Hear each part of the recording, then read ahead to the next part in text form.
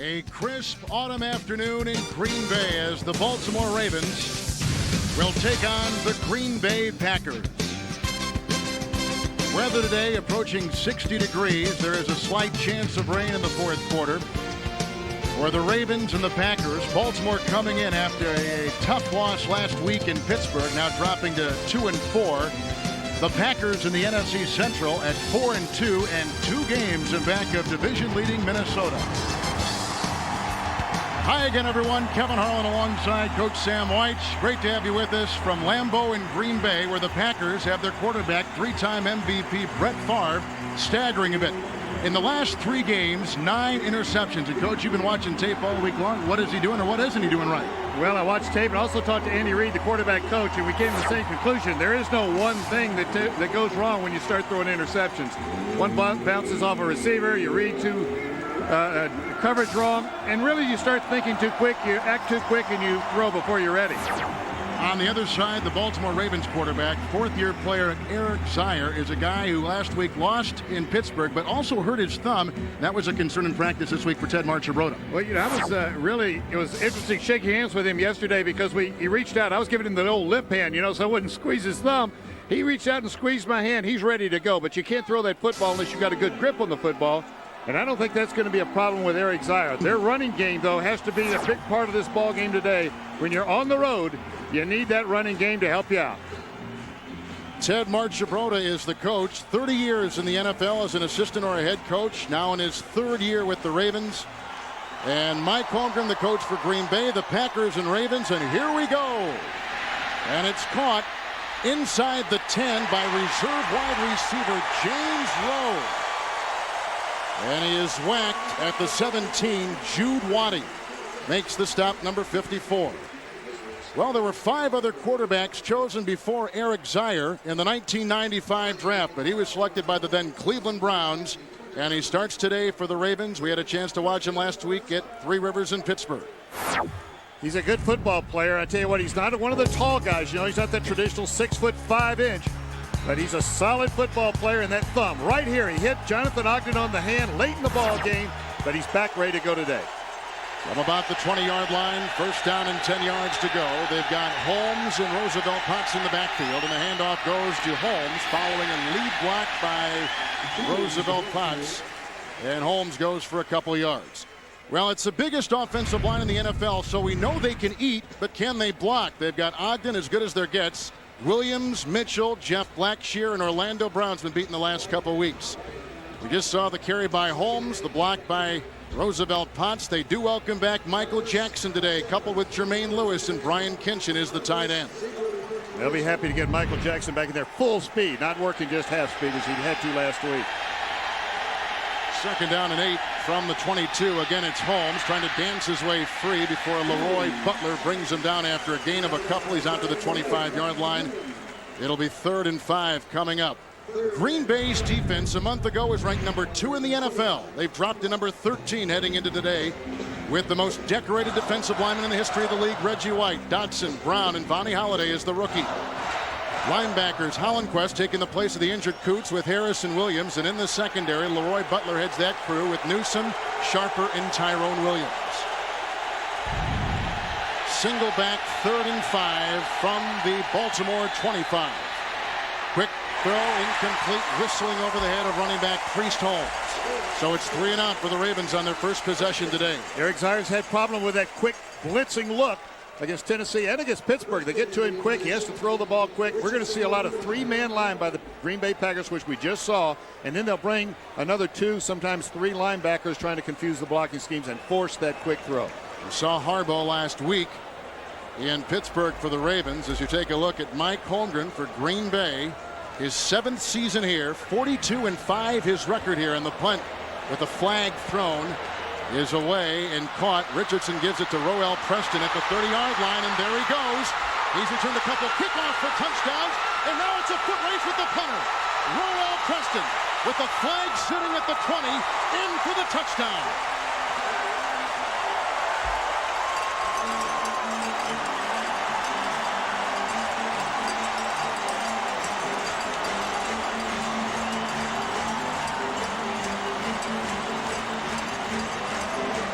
They're going to wipe it away. Penalty is declined. Touchdown. And it is a touchdown for Green Bay. They decline it, and the Packers are on top 6-0. Royal Preston now goes to the right. They set this up as a return to the right. He's going to cut back to the left because he's now running to daylight. A familiar phrase here in Lambeau Field when Vince Lombardi first made it famous. And now he's going to toy with a putter just a little bit into the end zone in the Lambeau leap. Something they always enjoy doing after those touchdowns. He had returned 2 kickoffs for touchdowns, but not a punt return this year. So that's the 3rd since becoming a Packer. Played a game last season and then beat out Glenn Milburn in the preseason to secure the return job for Green Bay. What an addition Roel Preston has been. The number 2 kickoff returner. In the run and shoot there, he just returned his first punt return for a touchdown in his career. And as you watch it again, you'll see the line form. Johnny Harlan, the special teams coach, got to be happy with this one. As he catches the ball, it is clearly a return to the right. We'll look at it after the kickoff, but it was a setup to the right. After he got clear, he broke back to the left. He was all on his own. Ryan Longwell, the ensuing kickoff, and it's a squib kick. It's off the hands of an up man and picked up finally by Corey Harris, who used to play for the Green Bay Packers.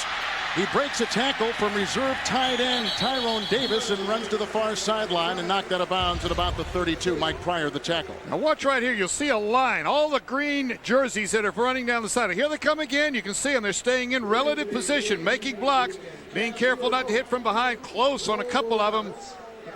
You know, when you're in the open field like that and you're going after somebody, if the guy you're blocking turns just a little bit, you're vulnerable to either the clip or the shove from behind. That's why you see so many penalties and injuries. And here's one right here. And because of our view, we can't see who it is, but it appears to be reserve linebacker Tyrus McCloud. Injury timeout in Green Bay. The NFL on CBS is sponsored by Ford Taurus. Ford built to last. IBM. Are you ready for e-business? And by Edge Pro Gel. Lose the foam. Save your skin.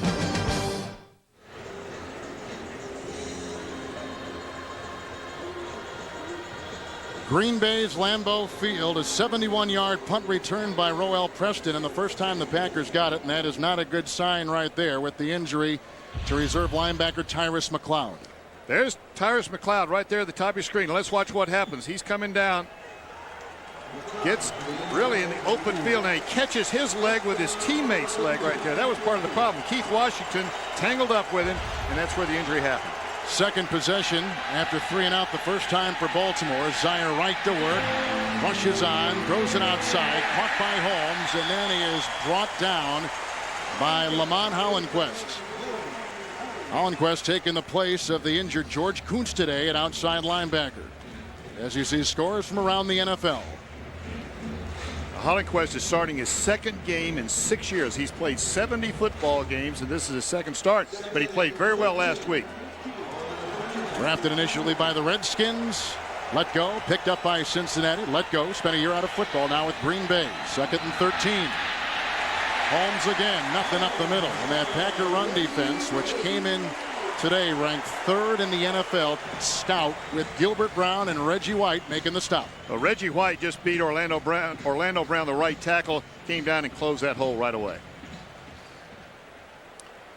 And another player down. This is John Ogden, their big left tackle. He and Baselli and Willie Roaf down at New Orleans, probably the best 3 in the business right now. Youngest player ever to start in the Pro Bowl. Moved to that left tackle spot in '97. Boy, when you see a player moving like that, those are the body language signals of real pain. You don't know what part is hurting. Grabbing his right knee, though. Ogden today is going up against Green Bay rookie Vonnie Holliday, and in the papers here it was billed as one of the great matchups of this game. Well, 2 young players. Jonathan Ogden is clearly starting to prove himself as one of the top offensive tackles.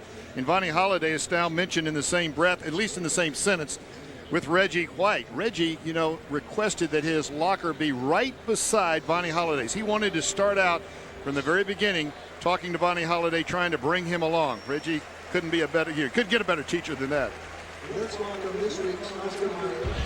The left side of your screen right here, you'll see the injury right here. Here's Vonnie Holliday, number 77. And hard to see exactly. Oh, there he comes down. I'm sorry. It's Jonathan Ogden, number 75, and you see the knee right there being turned all underneath the ball carrier. Priest Holmes. A lot of bodies in there in the inside running game, and that's what the Baltimore Ravens wanted to do today. They wanted to make sure they could run the ball enough to take the pressure off Zaire. Losing a tackle hurts him a bit right off the bat. They replace Ogden with James Atkins at that left tackle, 74. Blitzes on, pass is caught. Holmes touches it again. It's a lead block up ahead from Jeff Mitchell, and then is whacked with the gain of a couple on the play up to the 33. Leroy Butler was there leading the Packer defensive charge, and again the Ravens have got a punt. Not a bad call though right there. They expected the blitz. They got it. If you can complete the screen against the blitz, you get a lot of people that are behind the play at that point. But Tyrone Williams wouldn't let that ball carrier get any farther than about a 5-yard gain. They're ending up 4th and long. Kyle Richardson to punt once again to Roel Preston. One of the best punt returners in the NFL is on the Ravens side, Jermaine Lewis. But it was Preston after touching it for the first time today. And the punt is away. Preston returned it 71 yards on a bounce, and then he fumbles it out of bounds at the 25. It'll be Green Bay's ball right around the 25 after the 45-yard kick by Kyle Richardson. Sometimes some of the best punts are those that just bounce on the ground because you can't get that return underway. It's the Packers on top. Well, today Brett Favre makes his 100th consecutive regular season start, only the 3rd quarterback since the NFL-AFL merger back in 1970 to do so. The other two, Ron Jaworski and Joe Ferguson. From the 26, first offensive play, Travis Jervey brought down by James Jones. He fights right through the line and throws him for a loss of 3. Levens is out, and Jervey is now the primary ball carrier. Jones with the tackle. On the Green Bay line, Young on the left side with Verba in his 2nd year and Rivera making his 1st year as a starter with Winters, Timmerman, and Earl Dotson. We just saw Jervey carry it. William Henderson, the blocking back. Freeman and Brooks are the wide receivers. They want to go to Brooks a lot today. And Shimura, the all-pro tight end. Quick outside pass on 2nd and 13 to Freeman, who makes his 30th grab of the year. It's a gain of 6, setting up 3rd down and 7. Now the Ravens defense, and this is the part of the team that has kept them buoyant with Burnett, Jones, Siragusa. And over the last 28 games, no player has more sacks in the NFL than Michael McCrary. Linebackers good and fast with Boulware. Ray Lewis led everybody in tackles in the NFL a year ago, and Jamie Sharper. His brother starts for Green Bay. Rod Woodson, Kim Herring, Stephon Moore, and Deron Jenkins. Rod Woodson in a couple of years will be in Canton in the Hall of Fame. 3rd down, 7 after a gain of 6. A quick flag. Favre with time swings a pass in. It's caught by Robert Brooks. Turned head over heels at the 45. Picks up 16 on 3rd and 7, but a flag thrown by referee Dick Hantek's crew. The Ravens tried to show him a zone blitz, sitting back in the zone and blitzing. Illegal formation. Number 78 was not on the line of scrimmage. 5-yard penalty. Repeat the down. 3rd down. 78 is tackle Ross Verba. So he just wasn't climbing up the line of scrimmage. They knew they were in a passing situation. To get the offensive tackles when they know it's a passing situation, will sit back trying to get the angle on the wide defensive ends that are rushing. See, Mike Holmgren disagrees with that call. Usually you get a warning. You know, they'll come up and say, hey, you're cheating back a little too far. Slip on up there, buddy, or I'm going to call it the next time. The Packers came out in a 4 wide receiver set right then, so there was nobody sitting right next to the tackle. He couldn't really have couldn't measure himself against the ball, and they got it. It's 3rd and 12 from the 24. Good time for Favre. Moves up, throws a wobbly pass, and almost a one-handed grab by reserve tight end Tyrone Davis, a one-time wide receiver who played a couple of years with the Jets. Packers can't do anything with it the first time they've got it, and they got a punt. And we have yet to see a 1st down, shockingly, in this game. Well, I tell you, one of the reasons we didn't see one right there, Brett Favre told us last night, he said, you know, I'm playing the game faster than I should. I'm playing faster than I'm thinking. And it looked like he was trying to hurry that throw. Felt like he might be getting hit any moment, and he rushed that throw. At the same time, Tyrone Davis should have made that catch. Landetta gets it high and hanging. Deep back, the number 3 punt return man in the NFL, Jermaine Lewis, who is whacked at the 32-yard line and brought down by Pat Terrell. Former Ram, a 49-yard punt, and a 5-yard return by the ever-dangerous Jermaine Lewis. So it'll be the 3rd possession for the Ravens, who trail on a punt return touchdown by Green Bay. NFL on CBS is sponsored by Fram Filters and by Degree, the body heat activated antiperspirant. Offensive line right there, the 34-year-old veteran Frank Winters with Adam Timmerman at his side. Marco Rivera, who's taking the place of Aaron Taylor, who went as a free agent, number 62 Rivera. Taylor went to San Diego. And Ross Verber was called with a penalty on that last series, which cost the Packers. Now it goes back to Baltimore. Atkins still playing in place of Ogden at left tackle. From the 31, 1st and 10, and the handoff goes to Holmes, who's touched the ball on 6 of the 7 plays, breaking tackles, and he's up to the 43 and gets a first down, the first of the game, and it's a gain of 13 yards by Priest Holmes, who made the team last year as a rookie free agent. Big offensive line with the Baltimore Ravens. They're going to open up holes in the middle. Offensive center Jeff Mitchell ailing a little bit, but looks like he's holding on pretty good going up against that big Gilbert Brown in the middle. He could wear down. Priest Holmes could play for a lot of people. Look at the hole open up. The linebackers, you're getting people up on the linebackers right away for Baltimore. On the 43, first down and 10 yards to go. Zaire right to work. Looks off one receiver, being chased by Holiday and Brown, and throws a pass. Lassoed by Michael Jackson. 14th catch of the year. He is their #1 guy, but he's been injured last couple weeks with the groin. Picks up 11. Another Baltimore first down. Right on the money was Zaire's pass. Play action makes this happen. Look at the play action right now. Look at the linebackers holding. Now they retreat. All he's doing is buying time right now. Good protection. Bonnie Holiday can't get in there. And then the reaction. Michael Jackson just slides to get open. Run away from coverage. That time he ran away from Tyrone Williams. 1st and 10 handoff. First look today at Roosevelt Potts, who's primarily employed as a blocking back, and takes it up the middle before he is stopped by Bernardo Harris. We told you that this line, this mammoth line of Baltimore, had some size. Height-wise, they're huge. Weight-wise, you can see they don't miss many meals. Well, they don't. But, you know, almost all the lines in the league now are averaging over 300 pounds, so that group is getting a tighter bunch in terms of who's the biggest and who's not, and sometimes it's whether you weigh them before or after the heat. 2nd down and 10, fake pitch, quick outside, Jermaine Lewis in open field, going one-on-one with Craig Newsom, who makes the tackle. And they're going to rule off and blow off a possible fumble. They blew the ball dead at the Green Bay 43-yard line as Lewis comes up hobbling. And today Baltimore does not have their sensational fleet-footed wide receiver rookie Patrick Johnson, injured last week, idle today. Got a hip problem. He just wasn't able to run full speed, and when you're not able to run full speed and your main forte is your outstanding speed, you get him out of the lineup right there. They're also working with a handicap. They've only got 1 tight end. With Eric Green out, they do not have a 2 tight end offense. Going to hurt them as the game goes along if they need to control the clock. And they want to control it against Green Bay. Absolutely. Anytime you're on the road, you need to have that as part of your arsenal. 3rd down, 6 from the 44. Shotgun snap, and flags and whistles go. There's 7:15 to play here in the first quarter. James Atkins may have moved a little bit early, and that's the preliminary call. Offense, number 74. 5-yard penalty. Still 3rd down. This is the guy taking the place of John Ogden, who's injured, and in the locker room getting x-rays right now on his knee, but they do expect Ogden to return. And both of the tackles that time, James Atkins as well as Orlando Brown, were back off the ball much the same way as the penalty called on Ross Verber for the Packers on the last snap. And Mike Holmgren is working the officials very hard early in this ball game. Baltimore needs to get to the Green Bay 37. They're at the Packer 49. 3rd and 11. There's a good block, but down goes Zaire. Sacked by Brian Williams, and at the bottom of the pile, who would you expect but number 92, Reggie White. Boy, Reggie White sets the tone. Now they're in the shotgun, giving him a chance for the quick release. Here comes Reggie, you see from this side.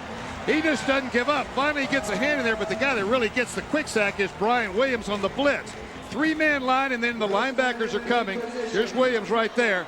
He just gets underneath. Now, that's not a cheap shot. He was blocked in down low, and the quarterback just kind of fell over him. First sack this year for Williams. Another punt, the 3rd and 3 possessions for Baltimore. Kyle Richardson sends it high. Roel Preston waves the hand. Called for a fair catch. There goes the flag. It'll be on Baltimore.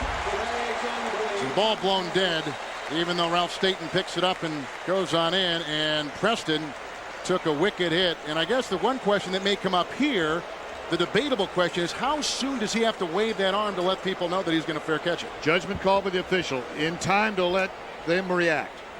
Interference with the opportunity to make a fair catch by the kicker team, number 36. 15 yards, first down. It's John Williams. Yeah, the wave has to be left to right. You can't just see that. He's going all the way across, back and forth, plenty of time. Just a mental lapse by the Baltimore Ravens. Big concern for the Packers, the 9 interceptions thrown over the last 3 games by quarterback Brett Favre. Mike Holmgren said he didn't call him in and close the door. He's a 3-time MVP. He knew that he had things to correct. On first down, the handoff goes to Travis Jerby. And a gain on the play of 2, bringing up second down and 8. You know, it was interesting we talked to Mike Holmgren, and then we talked right after that to Brett Favre. And Mike Holmgren said we went back, we looked at all the interceptions, we watched and saw what happened. Obviously, different circumstances each time. Then we talked to Brett Favre. He said, yeah, I didn't look at that film, but I heard what they had to say about it. So, but Brett's the guy in the game. No huddle here by Green Bay on second and 8. The quick throw out to Pro Bowler Martin Shimura. He picks up 6. That'll set up third down and 2. The no huddle this early in the game. Change up the pace. Don't give the Baltimore Ravens a chance to get into their blitzing defensive schemes. Baltimore's defense is the only way this team's going to win the ball game. Baltimore has to keep them close, and they'll do it with a blitz. The no huddle slows it down. Third and a couple. Ray Lewis jumps on the back of Travis Jerby, who may be the fastest Packer on the roster. And he'll be close to a first down up near the 41. That's about where he had to get. But the no huddle this early, somewhat of a surprise. It harkens back to a year ago after the bye, after beating Chicago by 2 at Soldier Field. They went to the no huddle on Monday night against New England. That's right. And I'll guarantee it's a surprise to Baltimore. They haven't been looking for this because they haven't seen it on film. And for the first time all year, Green Bay has done it. First and 10. Quick outside pass caught by Schrader. Well, that's his 12th reception of the season after having 6 last week against the Lions. He picks up 4. It'll be second and 6. Just a quick, this is a 2-step drop by the quarterback, a 1-step and then freeze by Schrader. And now he's just going to be one-on-one on the outside. I'll tell you the other thing the no huddle does is it starts to wear down the defensive linemen. They're in a flex position longer than the offense. And so they start to wear down long. Over a period of the game, it wears down that defensive pass rush. Flag thrown on second and 6. Well, if anybody knows about the no huddle, it's you. Well, we ran it exclusively. We did it from the first play, first quarter. False start. Offense, number 72. 5-yard penalty. Repeat the down. Still second down, pardon me. Second offensive penalty on the offensive line of Green Bay before Verba. This time Earl Dotson, the right tackle.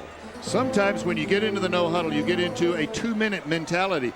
The no huddle is not necessarily a hurry up offense. It's just a at the line offense so that you penalize the defense. They can't get into their defensive huddle and call a play.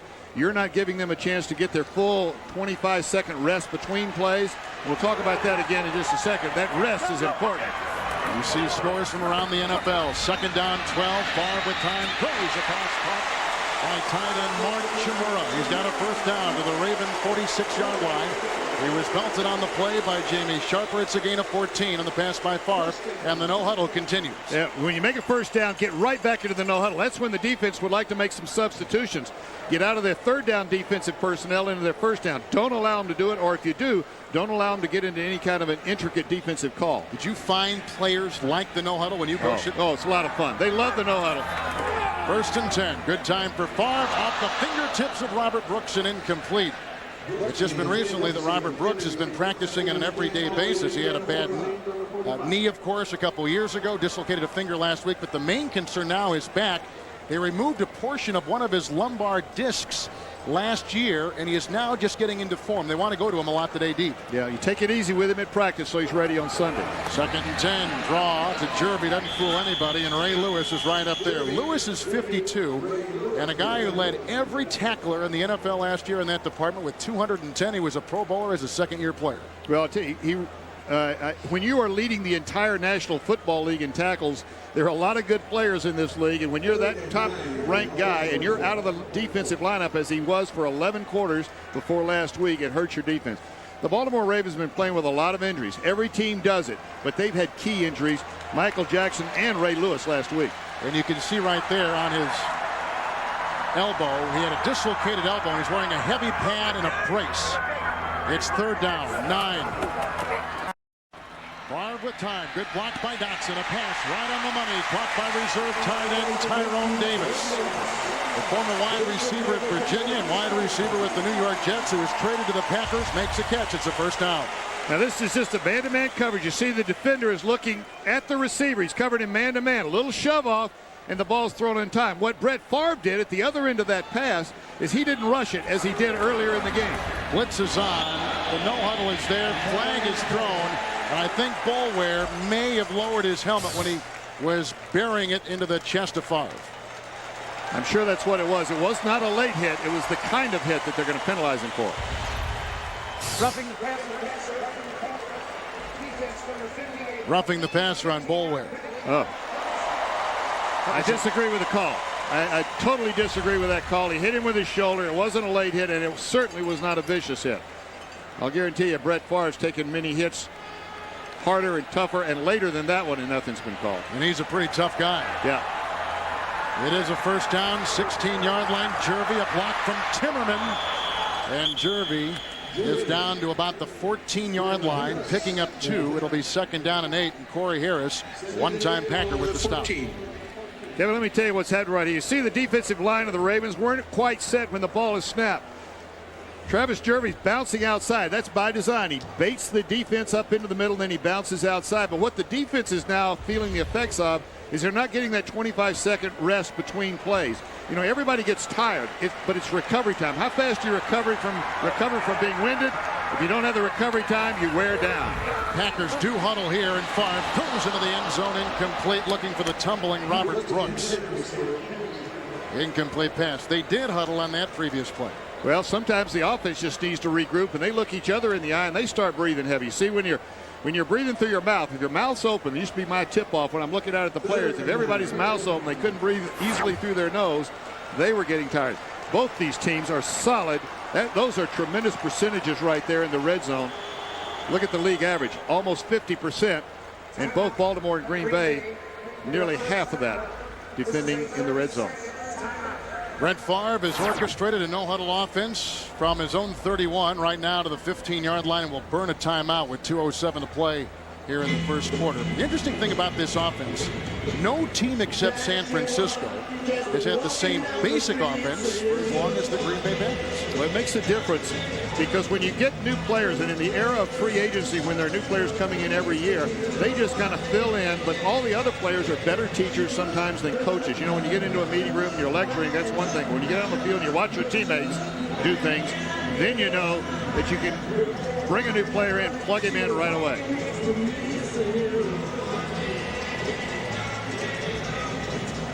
So Favre has gotten the word from the sideline. In the AFC East, you've got teams like Miami and New England and the Jets, all very good. And look at Buffalo, a shocking win last week over Jacksonville. They have come from nowhere, just gotten better. Part of it is Doug Flutie's play. 11th play of the Packer drive from the 15. 3rd and 8. Great time for Favre. Across the middle he throws. Raymond Harris falls inside the 4. He picks up a first down, relegated now to 3rd down back status. The ex-Chicago Bear comes up with the first down catch from Favre. 1,000-yard type runner, being a receiving 3rd down back, as you mentioned right here. He's just an underneath receiver. He's not the primary receiver right there. He was looking downfield, Brett Favre was. Coverage was good. He laid it off short, and you make just as many yards many times by laying the ball off short and letting a good runner like Raymond Harris loose in the open field. Harris is out. Couple tight ends. Jervy with that sweep, and down at about the line of scrimmage. He had a lead block from Rivera, but nothing opened up, and Rod Woodson was there to close the door. Quick force by Rod Woodson. Here you see him right here. Now watch how fast he's going to come across the line of scrimmage. You're going to see him show up right here. Bam, there he is. That's across the line, along with help coming from Kim Herring from the inside. Quick coverage down here in the red zone. Remember, there's only a 10-yard end zone. You don't have to defend the deep pass very much, so when once you see the ball handed off, you'll see safeties and corners coming quick. Numbers on Favre today. 2nd down goal. Jeff Thomason, the tight end, in motion. Great time for Favre. Wide open in the end zone. Touchdown caught by Freeman.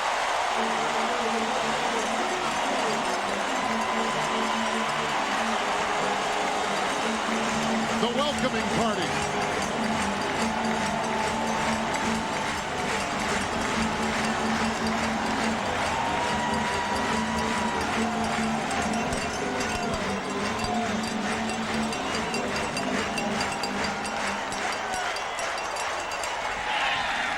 Longwell will try the extra point. And after the 4-yard touchdown pass to Freeman, it's 14-0 Green Bay. Dwayne Starks, the rookie on the right side, just got fooled. All the formation in motion left Antonio Freeman free coming into the inside right here. Here's Starks right here. He's rookie. See him look inside, then back outside, and he's just fooled by the move and by the flare control. Starks was beaten last week in Pittsburgh by Charles Johnson. Yeah, well, anytime you're a rookie, they're going to start working on it. Once you get beat one time, guarantee you the next week, a guy like Brett Favre will celebrate because he knows that in the game plan, there'll be another shot right at the rookie again. Late first quarter here, Packers on top by 2 touchdowns. Coming up on the NASDAQ halftime report, join Jim Nance, Marcus Allen, Brent Jones, George Seifert for all the scores and highlights. Plus a preview of the AFC showdown between Jacksonville and Denver, the 2 top rushing teams in the NFL. All coming up on the NASDAQ halftime report from New York. After we finish our first half here, Brett Favre, who turned 29 years old 2 weeks ago, throws his 13th touchdown pass and orchestrates a no-huddle drive which covered 13 plays, 69 yards, and took almost 6 minutes off the first quarter clock. Now Baltimore's in a tough situation. They don't have the 2 tight end offense to kind of grind back into it. They've got to go to the air, and that means that you've got Reggie White and company knowing that there's a landmark back there to charge. James Rowe was back there to receive the kickoff, but it's picked up by an upback on the play. And Eric Rett brings it up. The AFC West, and Denver and Kansas City, with the Chiefs playing tomorrow night at home on Monday night against the Pittsburgh Steelers, and what will be a great game. To the only undefeated one here in the AFC, Denver. Kansas City, of course, one of the elite teams in the National Football League. Going to be a good one. That whole AFC West, though, is strong. Even with June Jones now taking over in San Diego, you're going to see a little bit of resurgence down there, I believe. From the 28, 1st and 10. Tight end Brian Kinshin in motion. And the handoff goes to Priest Holmes with nothing on the left side. It'll be 2nd down and 9. The Ravens, the 19th rated running offense in the NFL. We talked to Wally Williams last night, their great left guard. He said, we want to play smash mouth against the Packers today. Well, he needs to come through and back those words up right now. I'll tell you, that defense of the Ravens needs a little bit of rest. Wally may end up playing center some. Jeff Mitchell's injured a little bit, hurt his groin during practice this past week. And Wally Williams, who used to be the center for these Ravens before the holdout, could be playing center, and then Ben Caven will go to left guard a little bit later in the game. Packers began the day with a 71-yard punt return by Preston. Now a touchdown pass by Favre at the end of 1.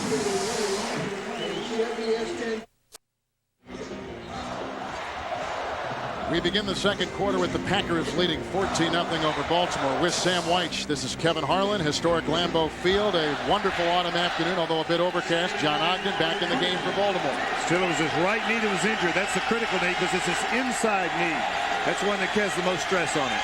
2nd down, 9. Zion. Good block from Brown across the middle, caught by the little step wide receiver Jermaine Lewis.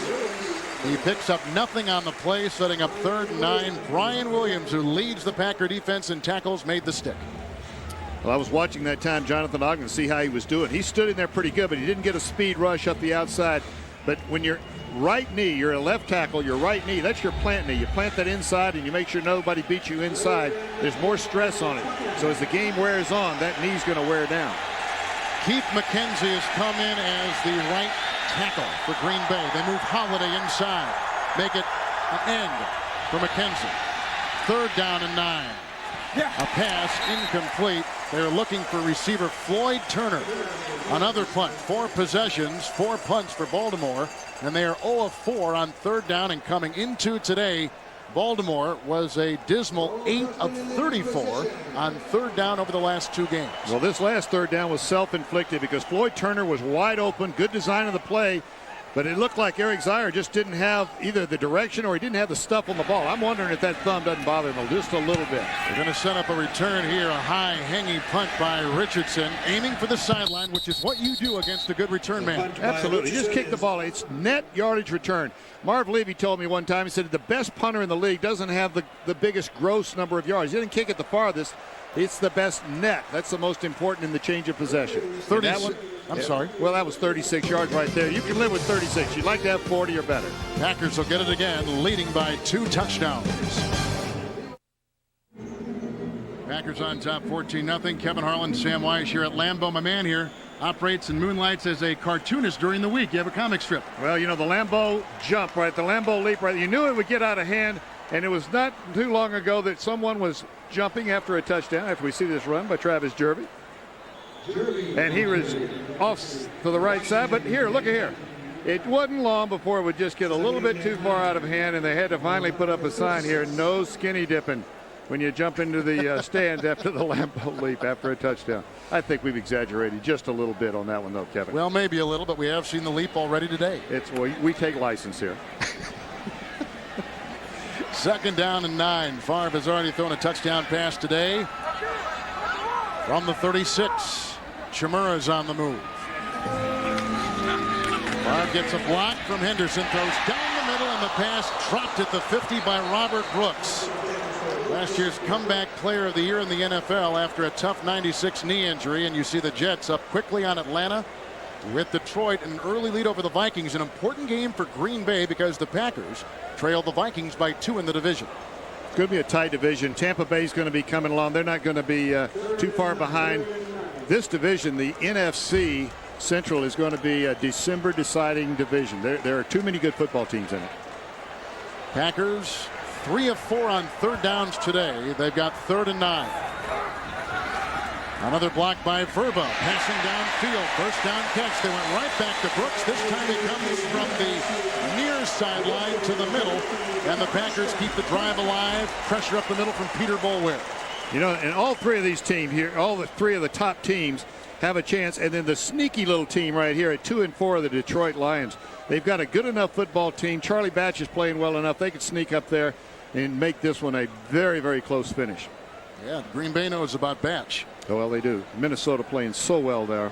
Randy Moss was the magic number replacement at wide receiver. Favre is 8 of 12 on 1st down, rolling out of the pocket. Got a block from Davis. His tight end winds up. He's got a receiver.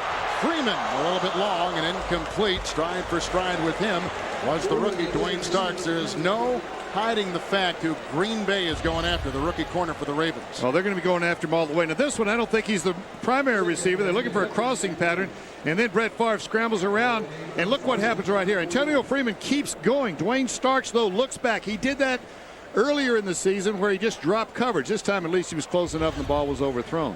Looked like Peter Boulware went off with a little bit of an injury, too.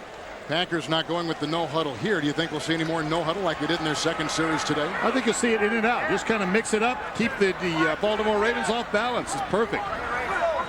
2nd down from the 50. Slings a pass, does Favre. A sidearm throw caught by Freeman, a native from Baltimore who lives there. Does Anthony Freeman in the offseason, and down is a Ravens secondary player. And right now, San Francisco has a comfortable lead over St. Louis. Well, don't forget the Atlanta Falcons right there. I'll tell you what, the Atlanta Falcons are a football team that, with Dan Reeves at the helm, were building, and they weren't going to do it quick. They were going to make sure it was solid, and this year it looks like they found it. Another player down. This is the Hall of Famer to be, Ron Woodson. He is the 3rd Raven to fall in the 1st half. The NFL on CBS is sponsored by Chrysler, engineered to be great cars. American Express. Wherever you are, whatever you're doing, American Express helps you do more. And by Taco Bell. Want some? Autumn in Wisconsin. 3rd down 4 from the Raven 43. Is he changing the play? He's trying. He sees the blitz. He got all the safeties up tight. Nobody in the middle. Baltimore comes with it. Another sidearm pass. Quick delivery. Incomplete. Looking for Schrader. Green Bay is going to have to punt for a 2nd time today in 3 possessions. Ron Jenkins was covering Schrader. 3 quickest releases in football. He's got one of them. Elway and Marino the other 2. But Brett Favre has such a quick throw. And ball doesn't really wind up. You know, a lot of people have to take the ball back and then come forward, drop it around the waist, and round over the top when they're throwing motion. He just takes it up by the ear and then lets it go. Veteran Sean Landeta gets it high. Lewis, the fair catch, back at the 14-yard line. A punt of 30 yards. Landeta does his job, taking the place of the now departed free agent Craig Hentrich. Big shoes to fill, but Landeta's done a nice job. 14-0 Green Bay. Sam, the Ravens stranded back at their 14. How important is this drive for them this early in the game? Well, they can't get backed up right here, trailing 14-0. They need to be able to run the ball, and Roosevelt Potts is the key to this. They don't have two tight ends. He's got to block like a tight end. They got a guy on the bench named Kenyon Cotton who's ready to come in there. Took a lot of snaps for the first unit during practice this week. Zaire in the pocket, which collapses, rolling, being chased by Brown. Look out, and he gets away, and he sprays a pass downfield, incomplete.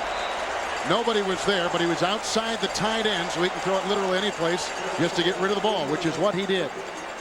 Just got to get it past the line of scrimmage. Now let's take a look at the rest of the standings around the league. Dallas leading that Central, or that Eastern Division rather, the NFC. New York struggled a bit, but they don't seem to go away, do they? They just keep playing in there. Arizona, a little bit disappointing right there, 3-4. I thought they'd be better at this point in the season. So did they. Yep. It's second down. Handoff goes to Priest Holmes. Stays on his feet and bulldozes his way up to the 26-yard line. Run by Holmes. A gain of 12 and picks up a first down.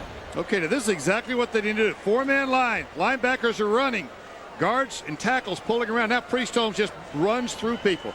Priest Holmes is only 5 feet 9 inches tall, but he is low to the ground, a lot of explosion. He does what I call uncoils into the tackler. He bounces off of the would-be tackler. And to begin the season, he was the third-team running back. Now he's starting.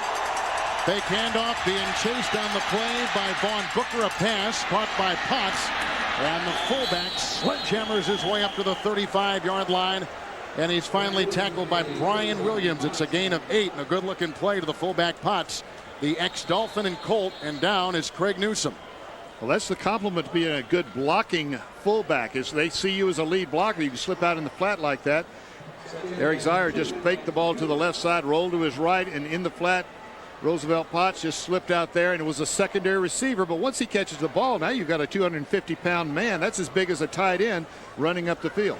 Potts came to Baltimore as a free agent. He played for Mark Gibrota in Indianapolis. And you look at the various divisions in the NFL. Well, I think everyone is always pointing to the AFC West as the strongest one right here. And, of course, the NFC with Philadelphia and Washington struggling, bringing up the rear. But a lot of balance right in the middle of the National Football League. This kind of surprised me, though, right there. 7-9 with the Jets in New England, and Buffalo at 3-3. And, of course, the improved Miami Dolphins. Well, you know, they play against each other. They keep whipping each other, so one of them's got to lose. Newsome is out. It's second down. Mike Pryor takes the place of Newsome. The pitch out to Holmes, a block from Potts, and he picks up the first down with some hard running. This kid's got an interesting story. 33, Priest Holmes, who was playing at Texas but blew a knee before his senior year. And he lost the job to a guy named Ricky Williams, who probably will win the Heisman Trophy for the Longhorns. But this kid was highly sought. They liked him a lot, made the team as a rookie free agent. And through this year, he has beaten out guys like Eric Red, who they traded with Tampa Bay for, Jay Graham, and now he's the starter at running back. You know, last week, Ted Marchibroda said this is not a one-day affair with this kid. He is a long-term football player and will be with them in that starting lineup all year long. Craig Newsome back into the top of your string. Cornerback for the pack and back to pass on 1st and 10. Zaire. Dotson got a hand on him. Booker finished him off, and down he goes. Santana Dotson with his second sack of the year, second of the day for Green Bay. Here's Santana Dotson, number 71. He's going up against Wally Williams. Just beats him to the inside, gets too quick to the quarterback. No chance for a receiver to get open downfield. Santana played for me down in Tampa Bay. Solid football player. Enthusiastic football. This is a guy that loves to practice as well as, of course, enjoys playing the game. Everybody loves to play the game. And durable. He's never missed an NFL game. Right. Good man. Happy for his success. Second down, 15. Zaire with the short drop, the quick throw, and it zips over the head of intended receiver Floyd Turner, and the pressure up the middle coming from strong safety Leroy Butler. Jonathan Ogden that time, left tackle, tried to pull out. Leroy Butler's blitzing from the blind side of the quarterback, the left side of the quarterback, and after the play, Jonathan Ogden kind of limping around on that right knee. It's going to be bothering him. You know, you can quiet it down a little bit, put a little ice on it, make sure you brace it, retape it. But as the game wears on and then he comes out of the game and sits on the sideline, that knee starts to inflame. May not be able to finish the way he's walking around. Or that number 75 at UCLA, which they have now retired, a rarity. Third down, 15. Great time for Zaire. Chased by Holiday, and down he goes. Vonnie Holiday with his 5th sack of the season. The Packers register number 3 of the day, and they force a Baltimore punt. This is a coverage sack right here. Everybody is covered downfield. They had 2 deep safeties helping behind. You see there's plenty of time. Nice pocket early. And then Vonnie Holiday slips out and makes the cleanup sack. Those are the ones you like to have because you got plenty of time to get there. Richardson to punt again. He beat out Greg Montgomery in the preseason. They like this kid. Roel Preston is back for the Packers with the catch at the 35, and it's fair caught right at the 35-yard line, and that's where Green Bay will start it after the 41-yard boot. Vonnie Holiday, a rookie. The Packers traded up in the draft to get this kid out of North Carolina. Green Bay 14-0. The NFL on CBS is sponsored by Nasonex and by Gateway. Let's talk about your Gateway. Lambeau in Green Bay with only 4 net yards passing. Zaire is sitting on the bench, and Harbaugh, Jim Harbaugh, warming up. After 5 possessions, 5 punts for the Ravens. End around. Jervy gives off to Brooks. A block from Favre, and flags literally the field. As Brooks on the end around took it up to the 43. It's a gain of 7 as it stands right now. Well, you know, all the flags came on Favre's block, but I can't believe it. Holding offense, number 78. 10-yard penalty. Repeat the down. First down. Second on Ross Verba. Third on the Packer offensive line in the first half. This is a good-looking play, but the key to this, the fun part, is watch number 4, right at the corner of your screen right there. Brett Favre, look at the block. Bang! Right there on number 25, Deron Jenkins. And all the flags started flying. It looked like he was doing something wrong. I guess they figured number 4 is not supposed to be blocking. We'll throw a flag. But it wasn't. It was Ross Verba, the left tackle, holding. Favre coming in with 3 interceptions for 3 consecutive games against Carolina, Minnesota, and last Thursday in Detroit. They say he's in a slump. Do you think he's in a slump? Well, yeah, that's a slump. You know, 3 weeks in a row with 3 interceptions. A big slump for him because he's an MVP, 3-time MVP player. But I tell you what, he is not worried. When we talked to him yesterday, he was as relaxed as any player I've ever talked to. Had a little side story here or there. Said that everybody was looking at film trying to find the answer. He's just going to go out and play football again and see how it goes. With the penalty, 1st and 18. He looks off his primary receiver, getting great blocking from Dotson, and then he throws it away. He had backpedaled outside the tight ends, outside the pocket, and whipped it cross field incomplete. Some great blocking on that play by the Packers. Tomorrow on CBS, kick off a night of comedy with Cosby. Then Kevin James and Jerry Stiller star in the funniest news show of the year, The King of Queens, followed by 2 back-to-back episodes of Everybody Loves Raymond, Monday night's #1 comedy. Then the highest-rated new drama of the season, LA Doctors, Monday. All tomorrow, all right here on CBS. It's 2nd and 18. Drop play, handoff. Jervy flying and slashing to the 35, and a flag is at the 24. Quick flag came from the side judge. That means somebody was either lined up deep, offside, or in motion. It looks like that illegal procedure for the offense.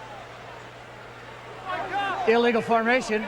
Number 78 not lined up on the line of scrimmage. That's 5-yard penalty. Repeat the down. 2nd down. Second time he's been called for that penalty. 3rd penalty today on Verba. 4th penalty today on the Packer offensive line. And Mike Holmgren's beside himself. And here comes the substitution. They're going to get him out. Mike Willig is going in. And they're going to give Ross Verba a little rest. You know, the reason is that Ross, obviously, having been called before, he'd been warned about it. And so Mike Holmgren, I guess, said that's enough. We can only live with it so long. Look at him. He is going to give him a piece of his mind right now. And Tom Lovato, who's the offensive line coach, kind of in there serving as mediator. And Holmgren, who has a monumental temper on the sideline, showing it there. 2nd down, 23. Jervy got a great block in the play by Timmerman. Jervy, the fastest Packer, makes up a huge bulk of yards there to the 38-yard line. Picks up 16. That's his longest of the year. Ron Woodson makes the stop. Well, this play is designed to bounce outside right here. Jervy runs a 4.3 in the 40-yard dash. That's extremely fast. Went to Citadel. And as you see, as he gets up there, the thing he does smart, he covered that ball with both arms, making sure that there was no fumble. That's the only mark against him, is that they thought initially that he fumbled the ball a little too much. But at 6 feet, 222, and 4.3 seconds in the 40, if he gets behind anybody, he's going to go all the way. Ross Verba back in. Willig is out. 3rd down 7 after a career-long gain by Jervy, throwing a pass a little bit high, and it ricochets off the palms of Antonio Freeman. And the Packers have got a punt. The penalties hurt them on the offensive line, and there's a frustrated Mike Holmgren. Well, I'll tell you what, when Mike looks at the film, he's going to watch Brett Favre, and Brett is doing something right here. I've been kind of watching him from a coach's eye. He's not stepping into the throw. He's stepping away, almost like a batter steps in the bucket when he throws a pass. And what it does, it means that you're slinging the ball. You're not coming over the top of your shoulder, and therefore you're missing left and right. And as you adjust, you throw those high balls. He's thrown 2 or 3 that have been off the fingertips today. Packers, one of the least penalized teams in the NFL so far. As you see Rob Burnett, their solid left defensive end down. He would be the 4th Raven to be shaken up here in the first half. And the Ravens went through a brutal beating last week in Pittsburgh. Well, I'll tell you what, they need him in there. Physically a brutal beating. Well, absolutely, physically, because they played him a hard football game. But Michael McCrary on the other side is going to get double-teamed big time if Rob Burnett can't come back in this ball game. Miami with the lead from Mare's field goal. The Jets up on the 5-1 Atlanta Falcons. And a pass to Jake Reed has put the Vikings on top of the Detroit Lions. New Orleans struggling. They won their first 3. They've lost their last 3. And no surprise there. San Francisco just seems to have a spell over the Rams. Rams, for the life of them, cannot beat that team. And look at that game later today. Jacksonville and Denver from Mile High. That one's going to be fun. Now that is the classic matchup of 2 of the elite teams in the league, Jacksonville and Denver. And Mike Holmgren is really working the officials now. He wants to know exactly what's going on out there because they are not used to getting penalized. He's on the rules committee. Well, that doesn't count. Easy there. He's on the rules committee. Don't think there's any preferential treatment just because of that. There's Verba right there. You can see him. All alone. He's an outstanding player, a first-round pick last year out of Iowa. And they like him a lot. Comes the blitz. Punt by Landetta. On 4th down for Green Bay, punting away from Jermaine Lewis. The sideline is your friend here, and he picks it up at the 13-yard line, and then he is whacked on the play. Pat Tyrrell again with a nice special teams tackle for the Packers, and there's a flag thrown at the 47. As they confer, a referee today here at Lambeau Field in Green Bay is Dick Hantak. Holding. Receiving team, number 36, during the return. 10-yard penalty. First down, Baltimore. That's a second on John Williams today. It's Ted Danson like you've never seen him before. He's back as a not so politically correct doctor. He's not afraid to speak his mind. Becker premieres Monday, November 2nd, live here on CBS. Good to have Ted Danson and the CBS family, and we are happy to be with the Packers at Lambeau with 2 really very historical NFL cities. The Colts, of course, for so many years in Baltimore. And it's great to have CBS back at Lambeau Field in Green Bay, where they've broadcast so many Packer games. The last time, by the way, a Baltimore team won in this place, 1968. Now, there was a dry spell in there, wasn't it? There was. Just before we get the phone calls coming from Maryland.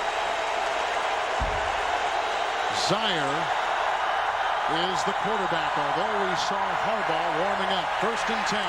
Rush up the middle, floats it on the side, caught by running back Priest Holmes. Nowhere to run, nowhere to hide. Lamont Hollenquest taking the place of George Kuntz with the tackle. Yeah, there was a dry spell in 1983, of course. They pack up, went to Indianapolis. But I think the people of Baltimore still have the recognition nationally as one of the great football cities in the NFL.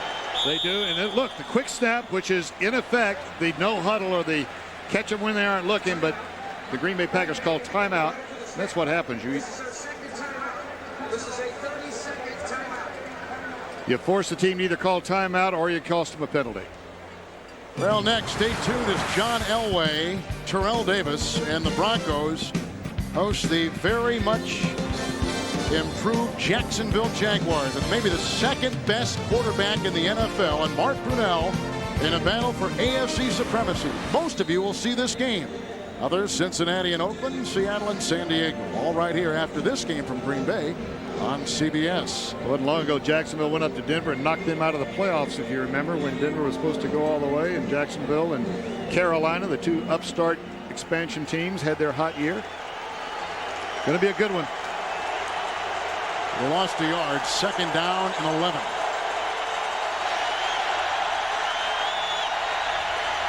Blitz is on from Butler, and the pass incomplete, looking for tight end Brian Kinchen.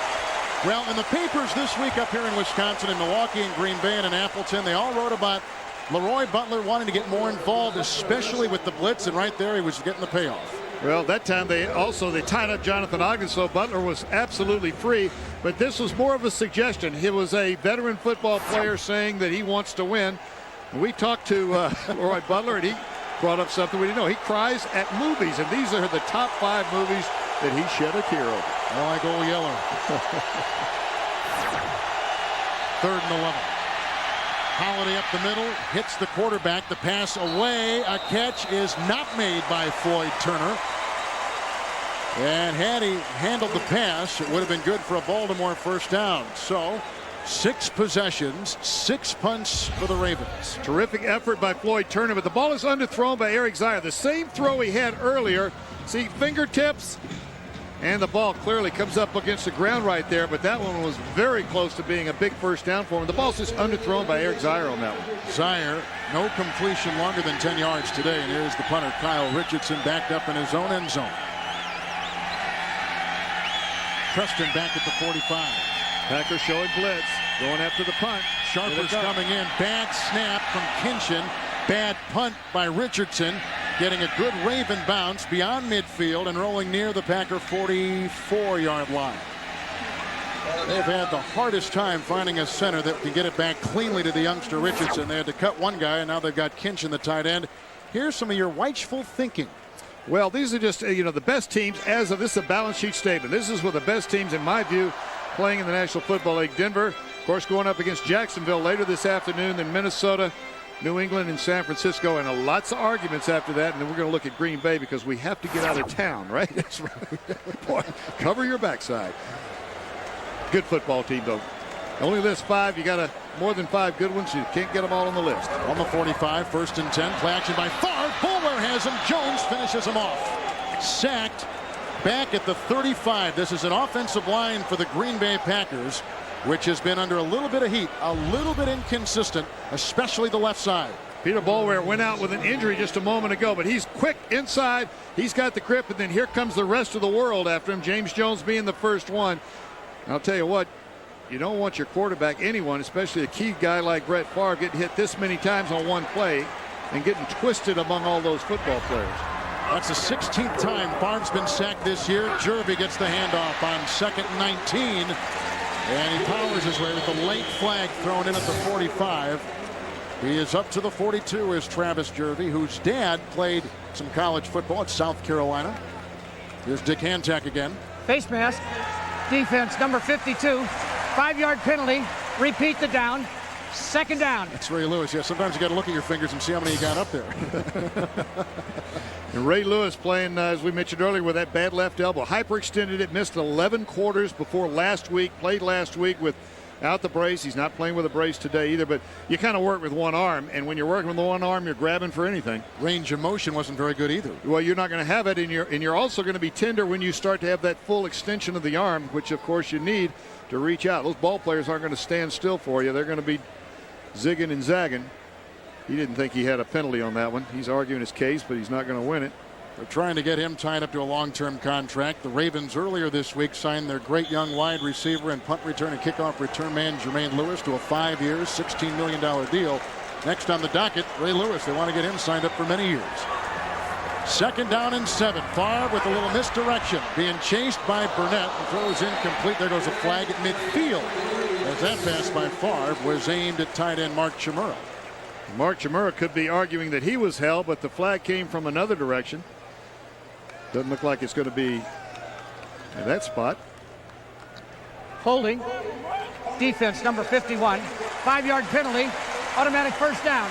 Oh, you know, I believe that was a penalty call from way on the other side. The play was Cornell Brown holding Mark Chmura, and that's just a fake to the left, roll out to the right. Chmura's going to block for a second, slide out in the flat. Brown actually read it and was caught for holding. You know, if you're in there and there's a run, you can chuck and hold and grab and throw, and it's not illegal. But as soon as the quarterback pulls it back to throw, it's holding. Good point. Penalties even at 5.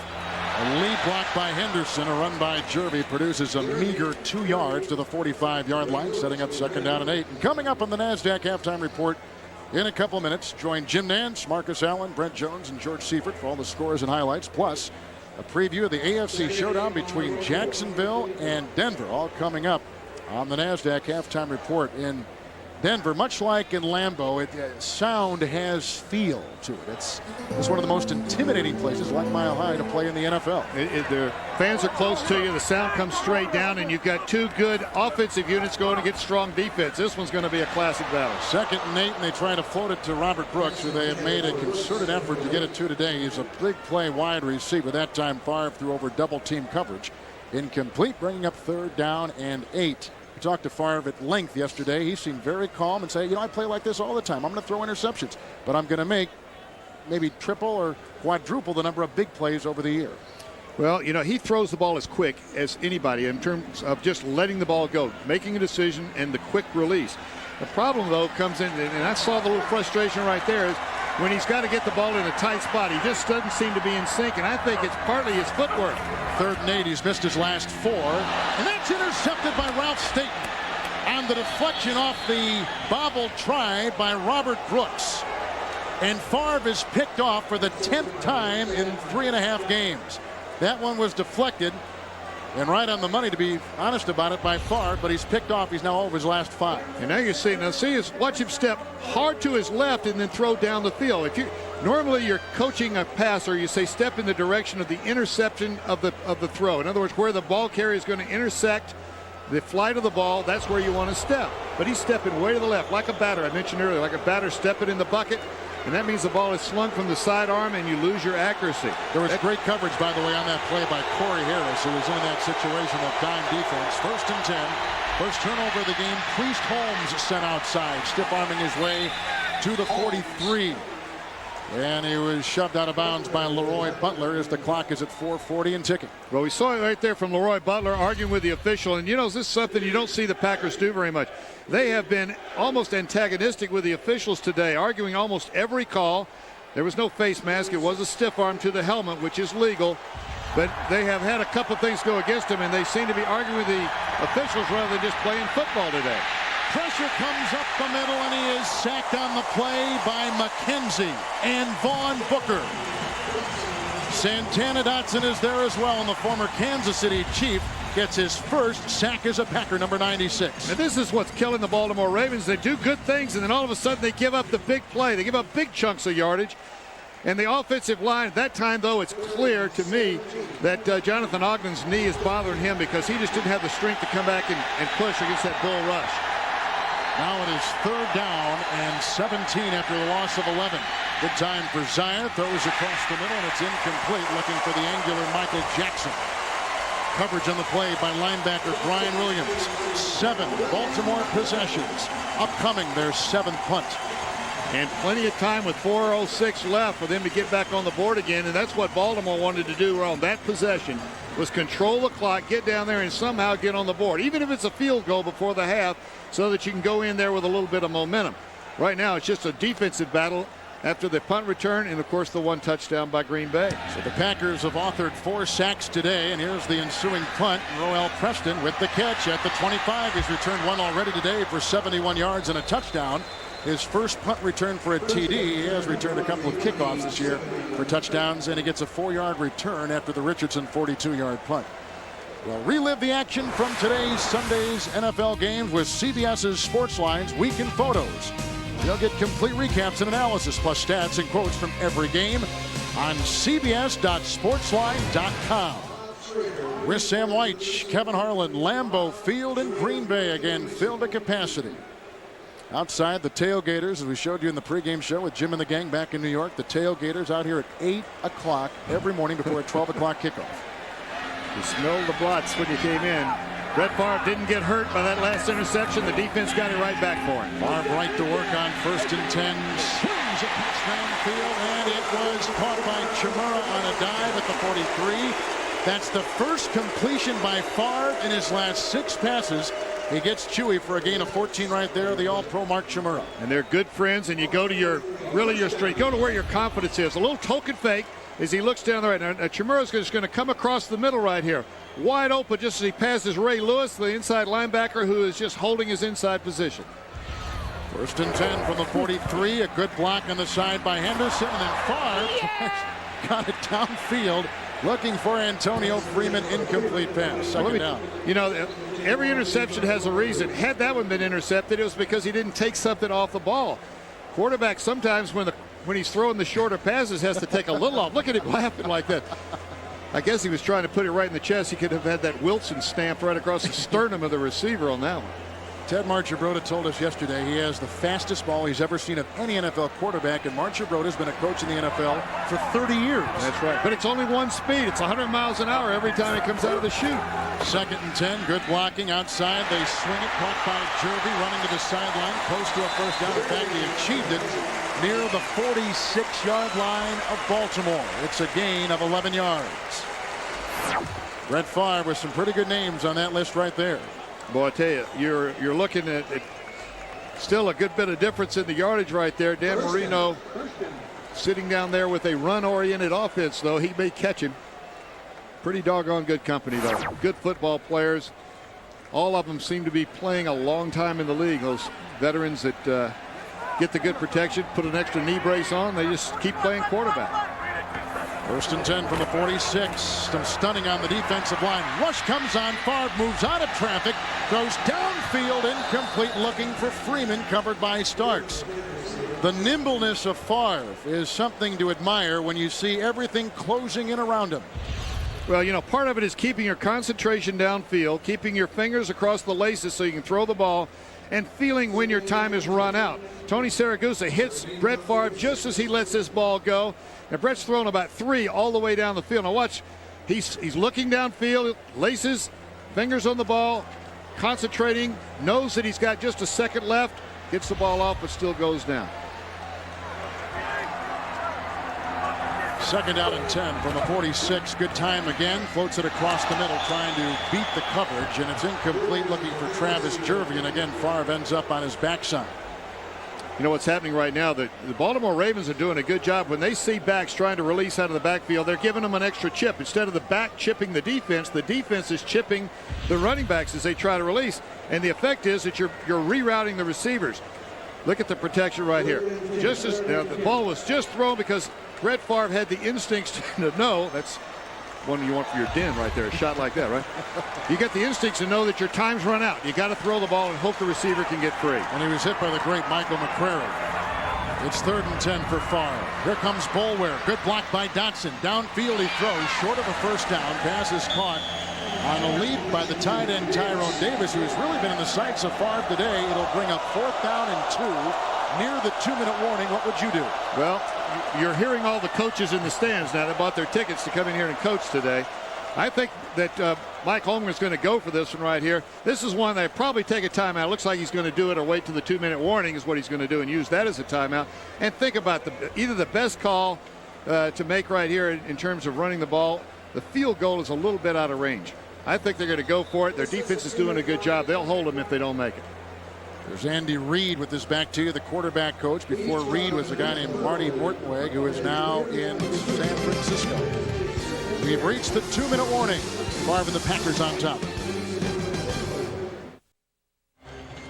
Mike Holmgren may be sending a message to his offense because against Minnesota they missed on 3 short yardage tries. Against Detroit they had a 3rd and 1.5, only gained 1. He's going to give one more try on 4th and about 1.5 yards. From the 38 of the Ravens, play action by Favre, goes the opposite way. He does pick up the 1st down, but there's a fumble on the catch by Davis. It's loose on the sideline. They're waving it off. And they say the Packers retain it. Now the big question is, if they don't give possession to Baltimore, that will be the effect of an incomplete because they didn't get the first down after the fumble recovery. Roll to the right. Possession. He's got it. Fumble. If Baltimore does not recover the ball and have possession, in the opinion of the official, and they haven't yet. Now they're ruling that there was contact by number 97, James Jones, while his foot was out of bounds. He had touched the ball. That's where they ruled the ball down. It should be Baltimore's ball on 4 downs. Let's see. Because they didn't get the first The ball down. was fumbled. The ball was fumbled by the receiver team. It was fumbled backwards. A Baltimore player out of bounds touched the ball while it was in bounds. By rule, that ball is out of bounds. Green Bay did not make the necessary yardage. First down, Baltimore. Dr. Wyche, just as you called. Very good call. By the way, that was a very good use of the referee mic by Dick Hantek. It sure was. Explain it to everybody here, and my explanation, of course, was a wild guess, and it came true. But no, well, you knew what was going on. No, it was the ruling from up here, but we've got the better view. They've got to see all of that down there on the field. See, if Baltimore ever gets possession, and then they fumble it back, and Green Bay recovers it, they've got a first down. But because Baltimore did not have possession, they just didn't get the necessary yardage, and they failed on 4th down. Green Bay did. First down, Baltimore. And their best beginning field position at the 39-yard line. 1st and 10 for Zaire. A block by Kinchin. Time for Zaire. Look how far he's backing up. They tried to float it down the sideline, looking at a screen, aiming for running back Priest Holmes.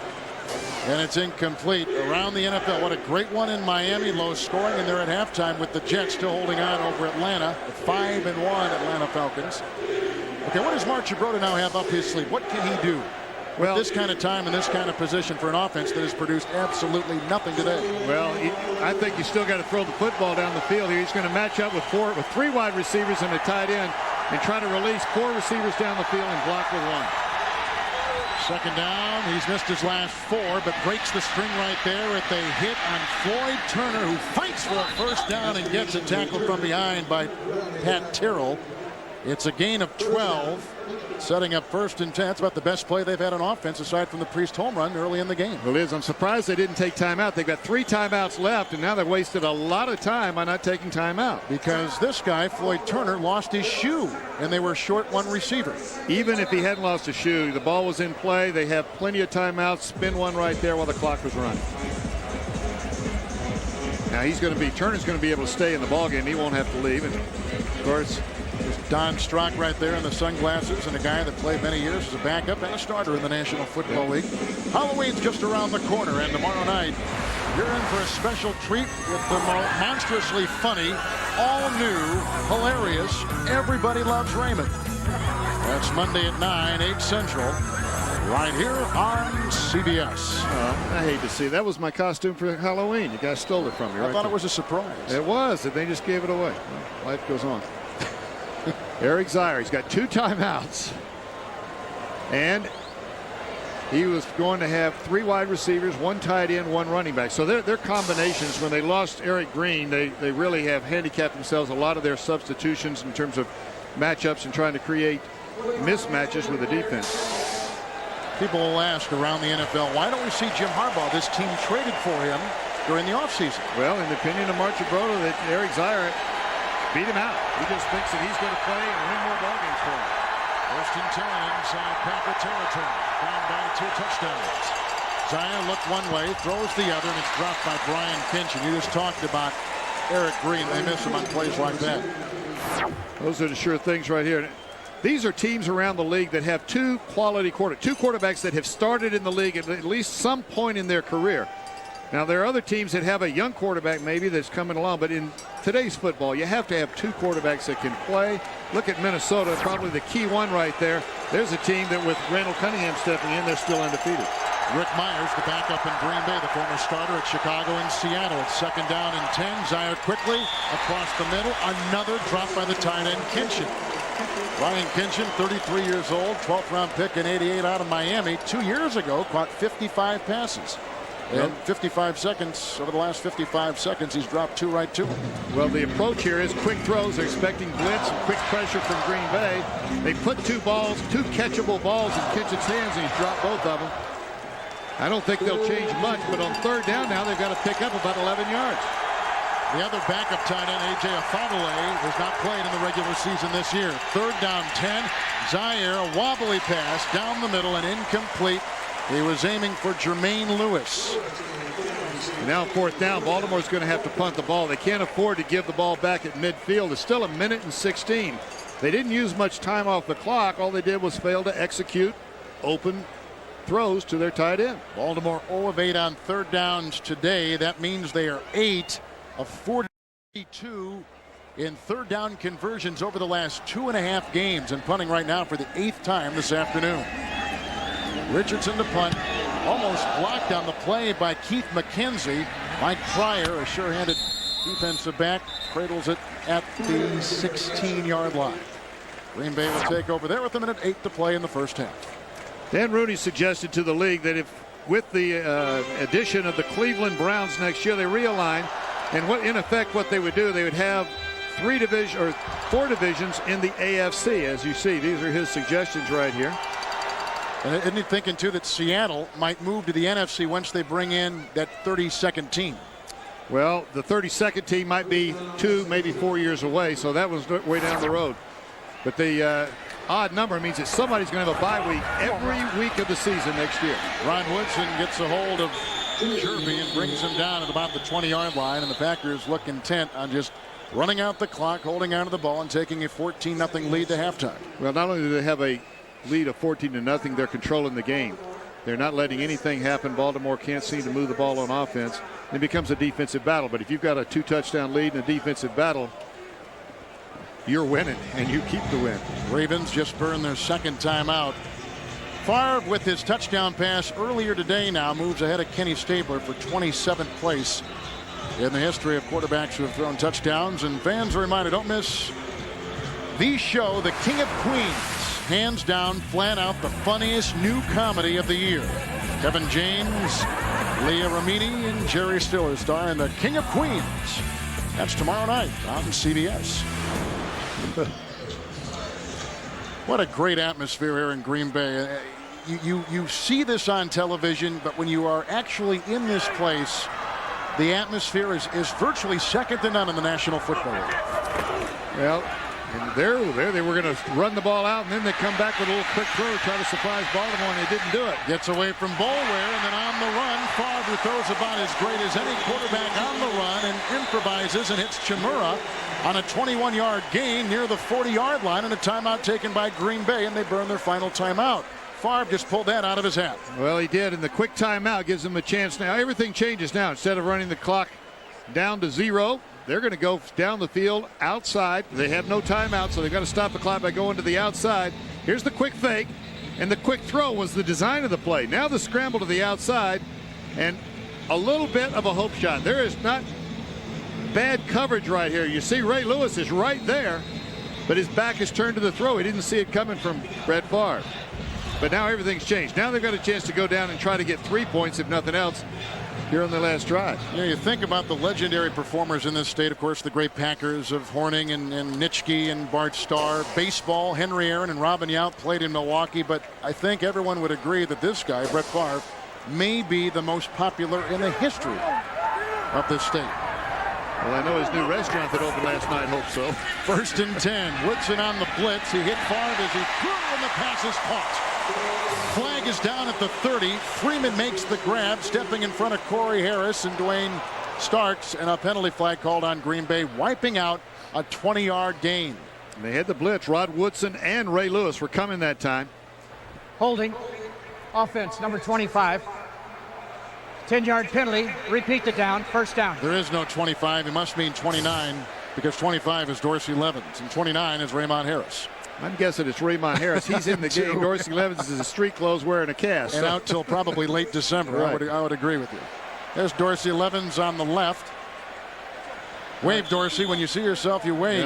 Yeah, yeah, and quit committing fouls up there, too.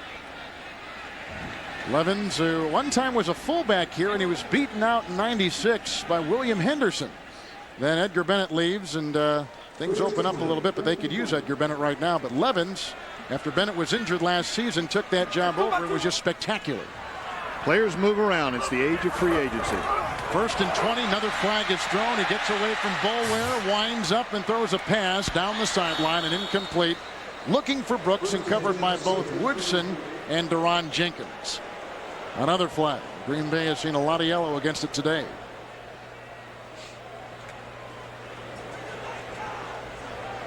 Illegal formation.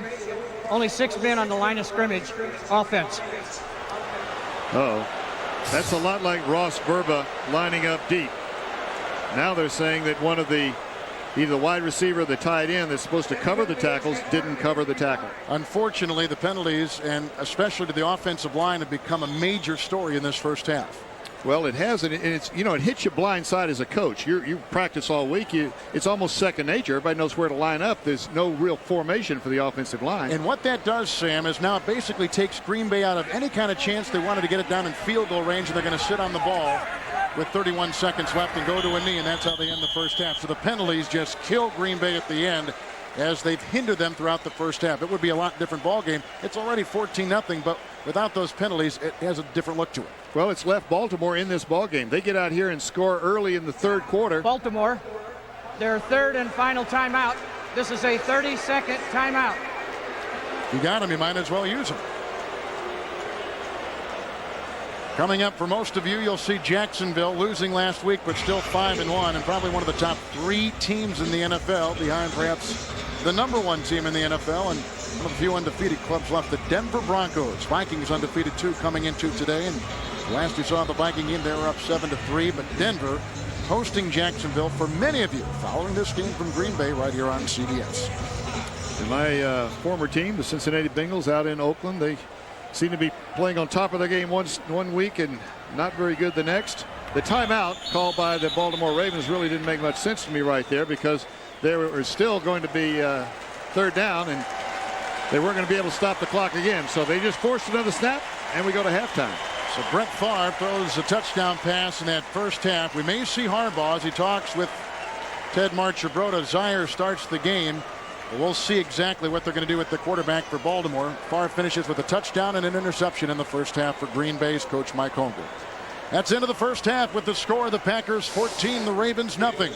Stay tuned for all the scores and highlights on the NASDAQ halftime report after this message and a word from your local CBS station. NASDAQ halftime report is sponsored by the NASDAQ stock market. Hi, everybody. Welcome to the NASDAQ Halftime Report. Jim Nantz with you from the CBS Broadcast Center. And Baltimore now 0 for the month of October. 0-2 is a record, and no touchdowns so far in October, for that matter. Brent, what about this game? Well, you know what? Green Bay scored their big touchdown on a no-huddle offense. They went right down the field. That doesn't allow Baltimore to get in that nickel defensive player, that extra defensive back, because we've talked about the Green Bay Packers not having a run game, so teams want to play them in nickel coverage. This allowed them to keep their base offense against their base defense, move it right down the field. Antonio Freeman, great move, set up the outside fade route, came underneath on the slant route. Nobody there. All right, the Pack has 4 sacks. Let's show you what else is happening in the NFL today. The Patriots and the Dolphins, and this Dolphins defense, which comes in after back-to-back home shutouts, has now gone 12-plus quarters without allowing a point at home. Dan Marino threw 2 picks in the first half. Also saw the pressure from Eaton and company for New England.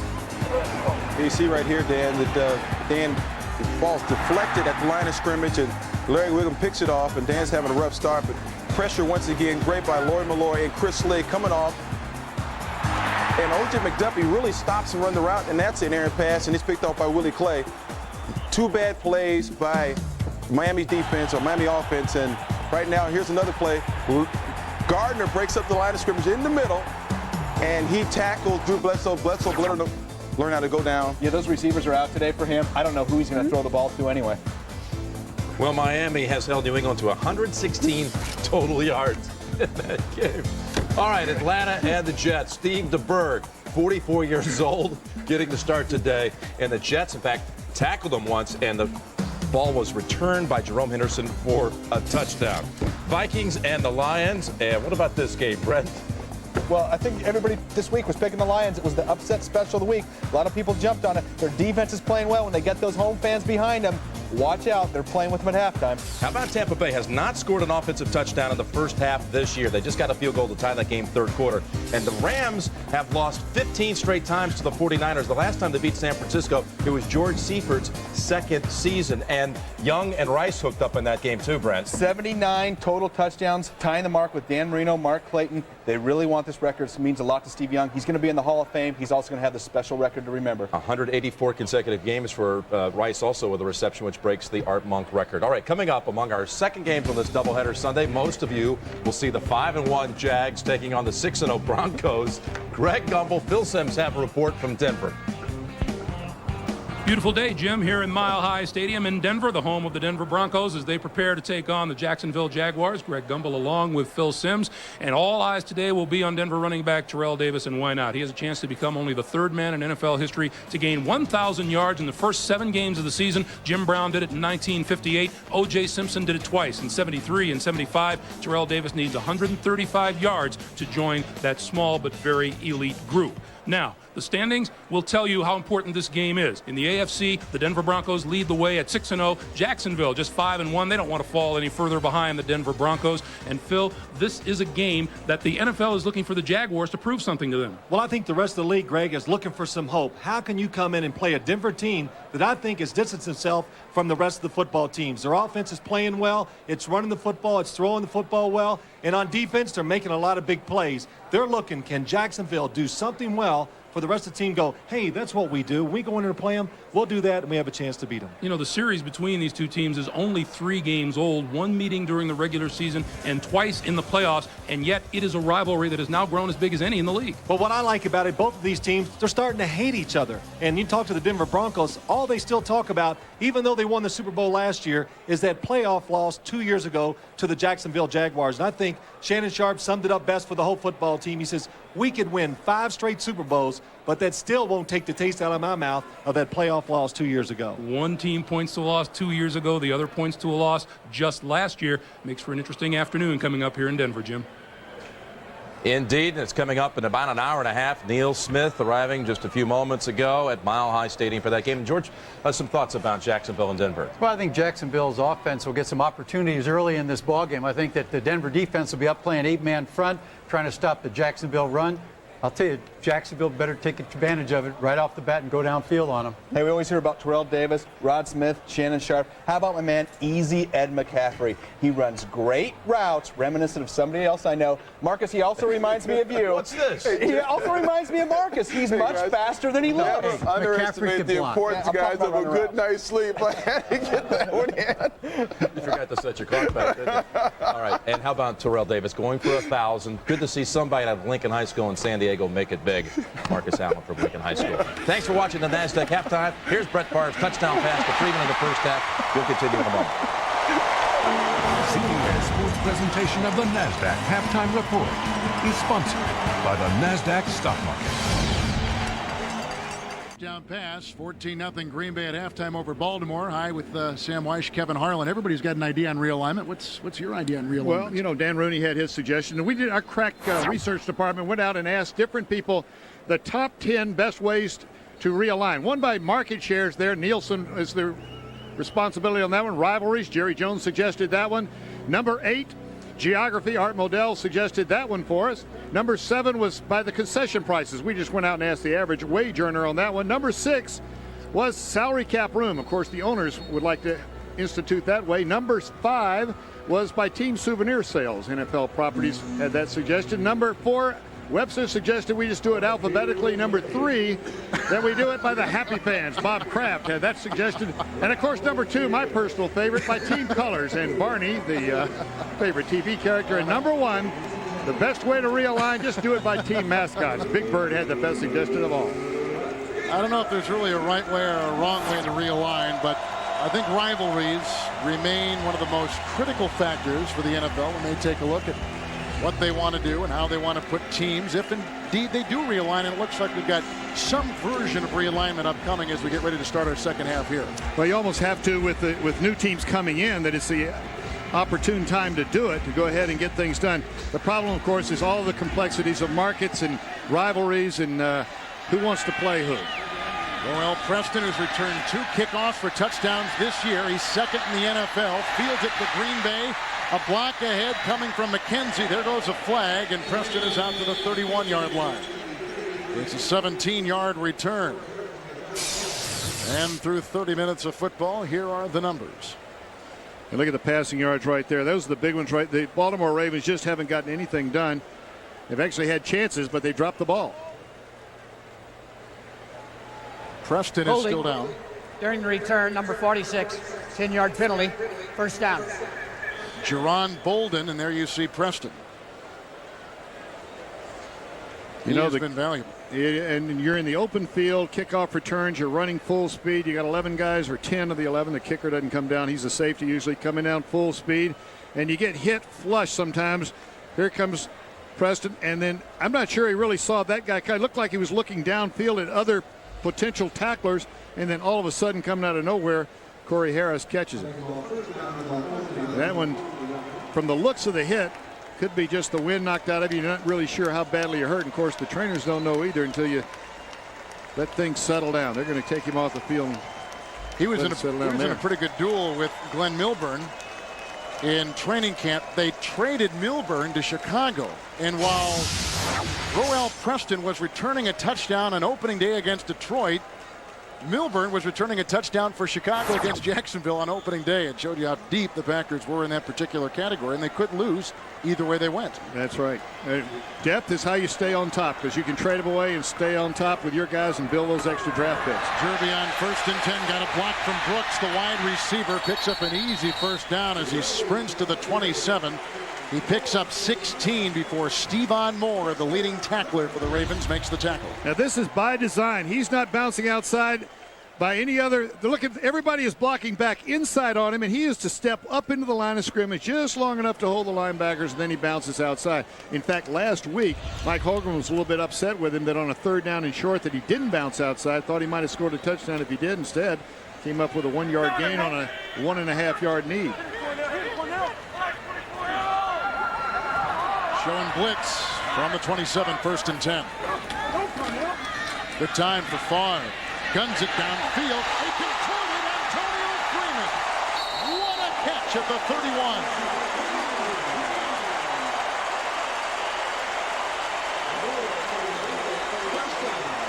Well, let me tell you a couple things that happened right there. Number one, there was an audible. Brett Favre read the blitz. There was good discipline on the line there with all of it going on. Nobody moved. And then, of course, somebody makes a big play. It's easily said, but when the coach leaves, he says, somebody just go out and make a big play for us. And that time it was Antonio Freeman. And look at Brett Favre. It's an easy game, man. Just go out, you throw, you catch. He may improvise as well as any quarterback in the NFL, ever.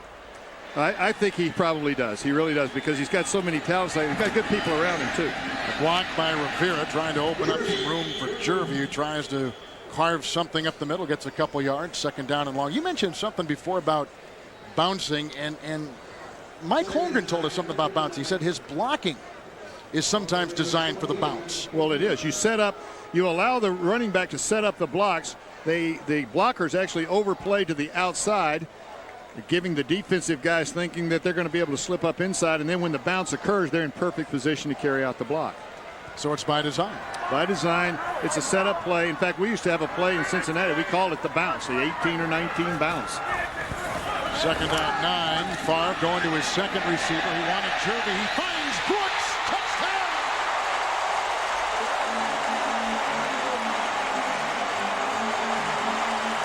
Uh-oh. The Lambeau leap.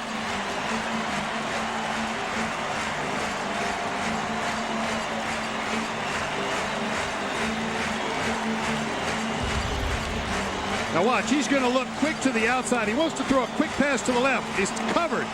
Baltimore did a good job just before Peter Boulware gets there on the rush. He looks downfield, and he finds Robert Brooks in the corner. Corey Harris just a step late getting there. Longwell's extra point is good. A 43-yard pass to Antonio Freeman on a circus catch sets up a 28-yard touchdown pass from quarterback Brett Favre. Going to his 2nd option, Robert Brooks. It's all Green Bay, 21-0.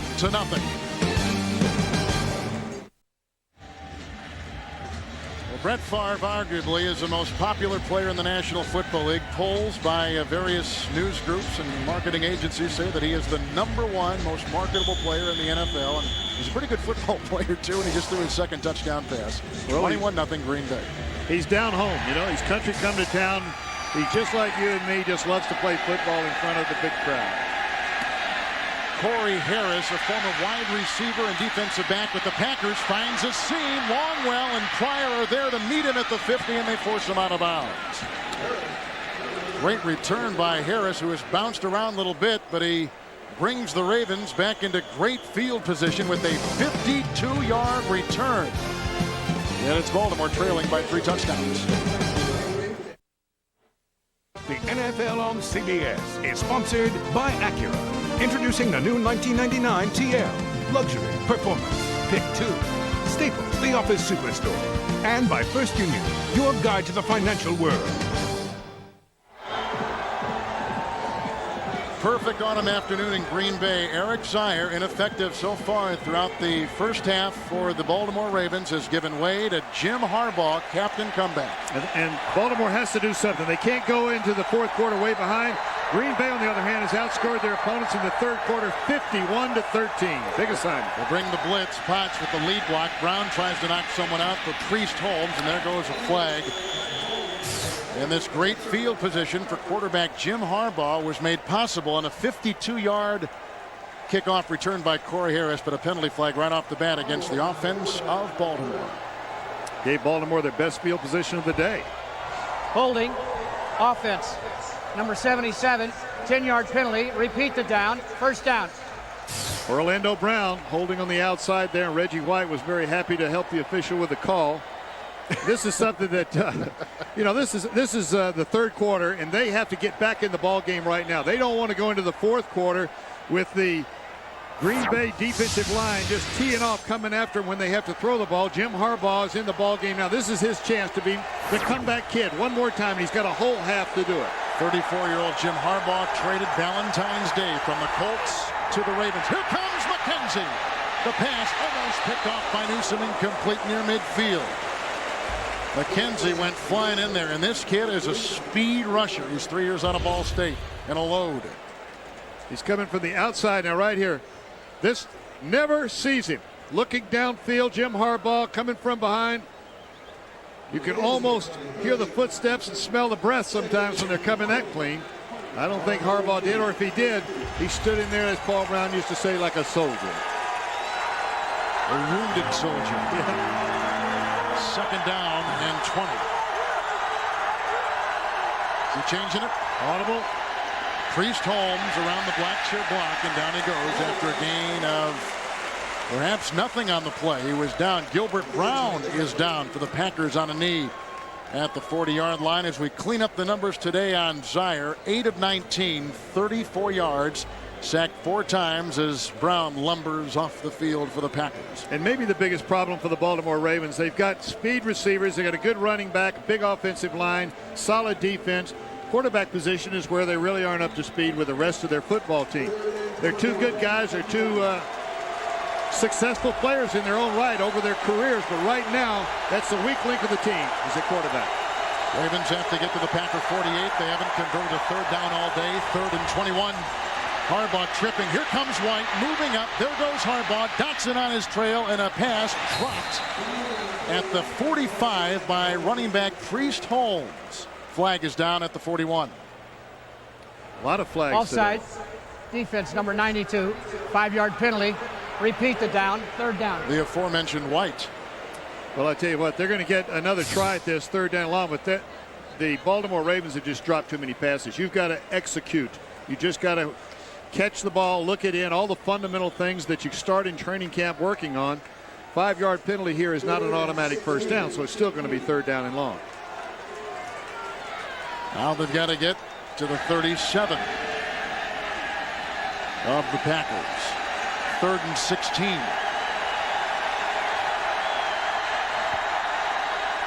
Harbaugh has deployed 3 wide receivers. Good time for Harbaugh. Rifles a pass short of a first down. Caught nonetheless. A flag is thrown. Could have been a face mask called on Pat Tyrrell Mike Pryor was in the vicinity as well. The ball's at the 40. He had to get to the 37. Could have been a face mask. What do you think that was right there? Right into the mud. Personal foul. Defense, face mask. Number 39, 15 yards. Ooh, first down. That's not the 5-yard version. That's the 15-yard variety, and that is a major shot. Again, another penalty against Holmgren's Green Bay Packers. I think Mike Holmgren maybe is frustrated over the penalties, over the lack of discipline of his football team right now. And what they are trying to do and what they really want to do in the second half here is kind of roll over this football team and set up some momentum, because they play the San Francisco 49ers next week, and that's going to be a much tougher opponent. So it's a first down to the Green Bay 25 for Baltimore, trailing 21-0. Harbaugh has replaced the ineffective Zaire. Harbaugh will swing it on the far side. Caught by Potts, hurdles a defender and lands at the 21-yard line, picking up a gain of about 5 on 1st and 10. And down is a Raven. It's a wide receiver, and it's Jermaine Lewis at about this 13-yard line. Boy, if they get him hurt, it's a double dip. There's their special teams as well as their speed wide receiver. Another Raven has fallen. Another injury timeout from Green Bay. Jermaine Lewis on the sideline. One of the big questions about him before the Ravens gave him a 5-year, $16 million contract renewal this week was his durability. He's hurt right there, and he's out. And the Ravens bring in Turner along with Jackson. 2nd down, 6 to go after the catch by Potts. The blitz, they bring in Harbaugh. It's picked up. Great time to the end zone through the hands of Michael Jackson as he worked on cornerback Tyrone Williams. It's incomplete, and it's 3rd down. Gilbert Brown was breathing down the back of Harbaugh. And how? He was in close coverage, but this is a catchable one. This is just another drop right here. Michael Jackson breaking to the outside, turns his hips, gets the hips turned of Tyrone Williams. Wide open. The ball was late arriving, but look, that's right there. You just catch that football. That ball would have been ruled inbounds, because I think they would have said Tyrone Williams pushed him out of bounds. He should have caught it. Right in his hands. You've got to make that catch. The ball was late getting there. Made it a little tougher catch because their defender was able to recover. Here's a kid who was recruited to Southern Mississippi as a quarterback, converted to wide receiver, and while at Southern Miss, caught passes from Brett Favre. Harbaugh, there goes a flag, throws a pass, hits the official in the head. That was a direct shot, and it was Carl Madsen, the umpire, who took it right between the eyes. Look at this. Boy, the umpire, we'll wait till the call right here. There's no place safe. Illegal formation. Number 75 lined up off the line of scrimmage. The penalty is declined. 4th down. John Ogden, 75. Now, the illegal formation is number 92. The umpire right here, Madsen, look at him. I've said for years that umpire ought to be on the offensive side of the ball. He's looking for holding, never sees this coming. You're laughing at a man just got hit in the head with a football. Well, this is inexcusable of you. 38-yard try by Matt Stover. He's hit 6 consecutive field goals. Now make it 7. And the shutout by the Packer defense goes to the side, and the Ravens are on the board for the first time today. Stover is at 7 straight. It's 21-3, Green Bay. The NFL on CBS is sponsored by the Honda Civic and by Budweiser. Now is the perfect time to enjoy a fresh, cold Beechwood aged Budweiser. Back at Lambeau, Kevin Harlan, Sam Wyche, our entire CBS crew at historic Lambeau Field. 21-3, a couple far touchdown passes, an opening game punt return by Preston for a 71-yard touchdown. It's Green Bay 21-3. Matt Stover kicking off here. Just nailed a 38-yard field goal. And looking up into the sun, which has creeped out of the clouds, Roel Preston trying to get a block, and he ran in fact, to his own blocker and couldn't find any room, and down he goes after a return of 24 yards. Green Bay gets it back. Well, this Tuesday on JAG, a Marine kills a terrorist prisoner. Was it a lone gunman or part of a conspiracy? Don't miss JAG. All new episodes coming up Tuesday on CBS. My next airplane. I'm going to buy some of their old, old props. That's right. You should. Sam flies his own plane. Little twin-engine Beach to all these games. Air Sammy, ready when you are, as it should be. Here comes Brett Favre.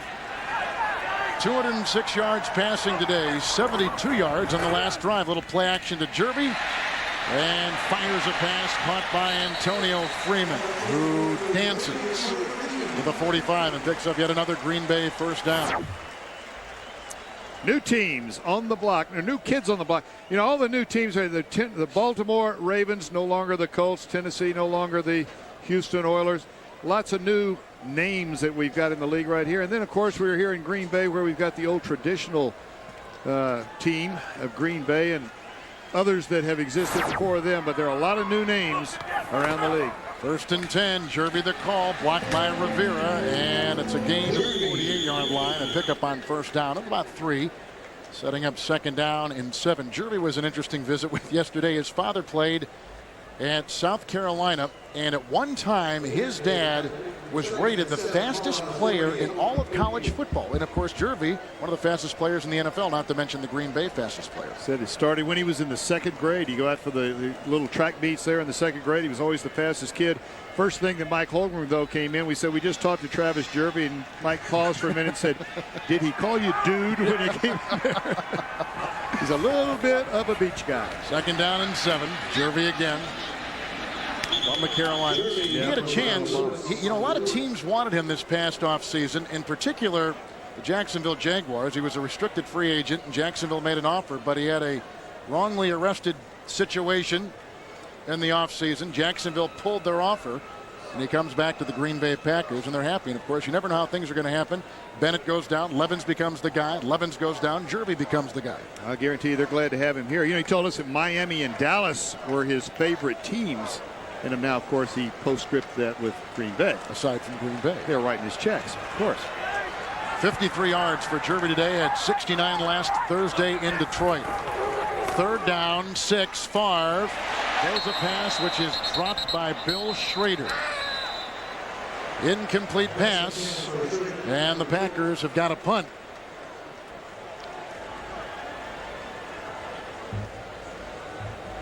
That was an important series right there, just to get control of the ball game again. The Ravens, if they get right down and score again, they're back in this ball game before the 4th quarter. Landeta will punt for Green Bay. I guess the question not is can he punt, because he has shown that, but can he punt in bad weather? Henfrick was so good at that.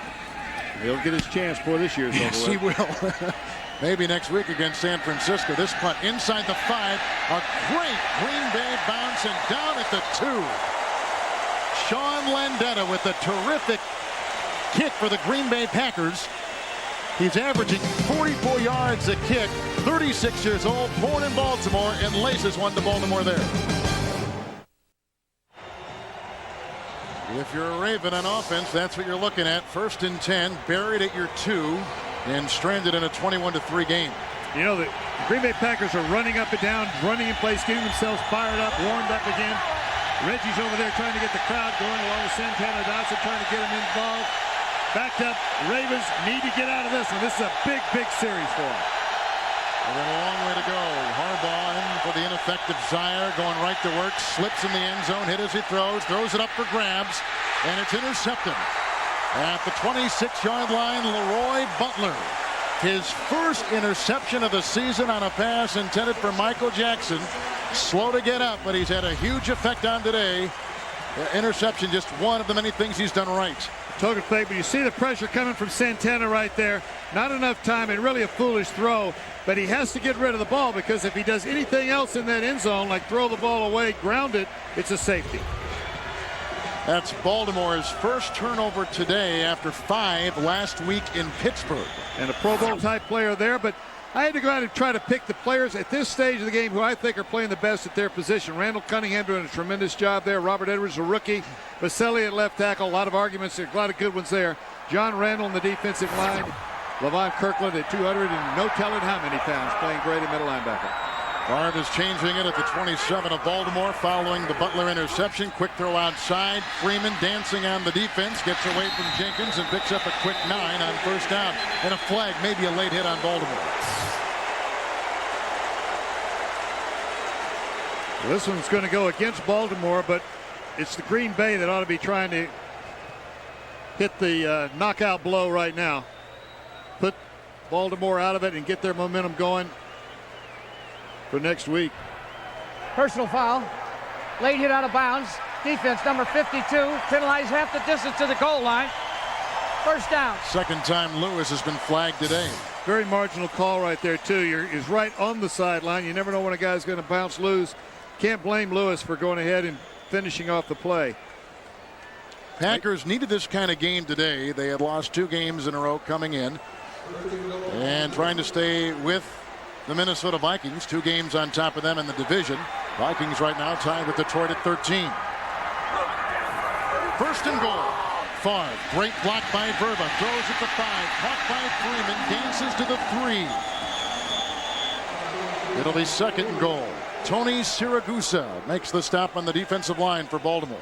2 things really going on. Stop the bleeding here, 2 losses for Green Bay, and also their quarterback, Brett Favre.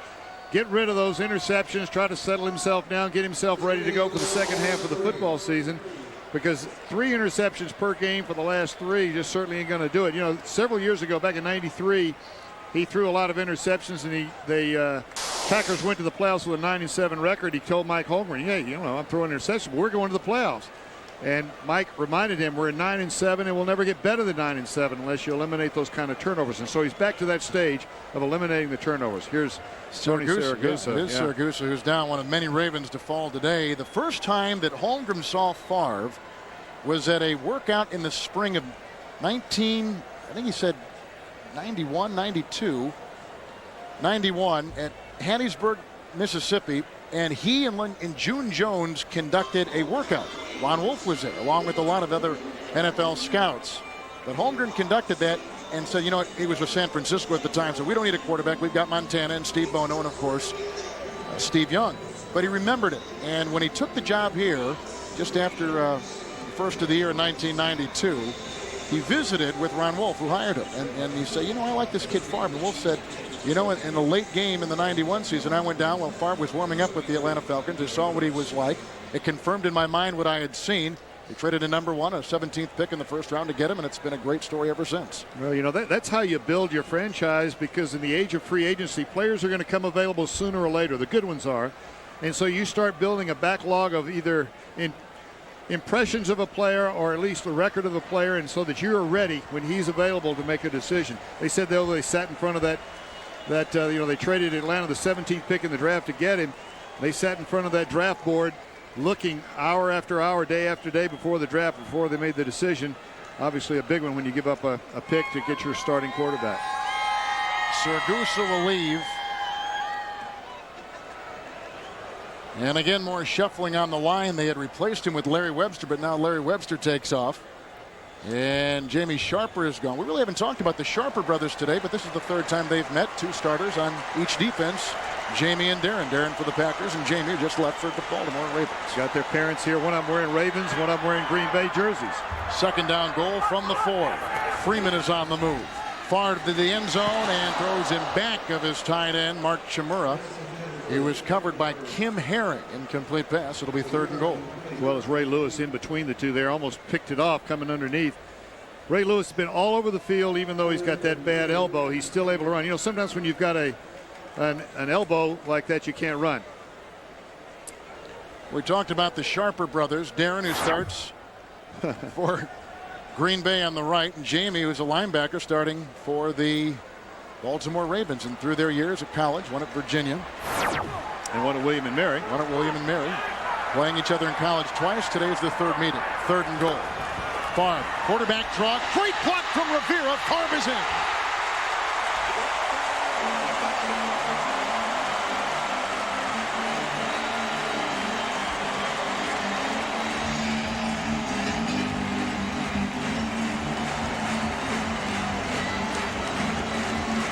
This is why he's one of the most popular players in the league, because he does anything it takes to get open. Looks down the field, not there real quick. Look at the blocking up in front. Everybody on the team knows that he could scramble at any moment, so they don't let up on their blocks. That's part of the reason he's successful as a scrambler. Extra point by Ryan Longwell is in. And the Packers running away midway through the 3rd quarter. It's 28-3 the Pack. Favre just ran in a touchdown. He's thrown 2, and the Packers lead it 28-3. There's never been a better time to watch the highest-rated new drama of the season. LA doctors tomorrow. Can one doctor stop a shock jock from doing the unthinkable? And all new LA doctors. That's Monday nights here on CBS. There's nothing like that feeling right there. The smile and talking it over with the teammates, explaining exactly what happened. Nothing like winning in the National Football League.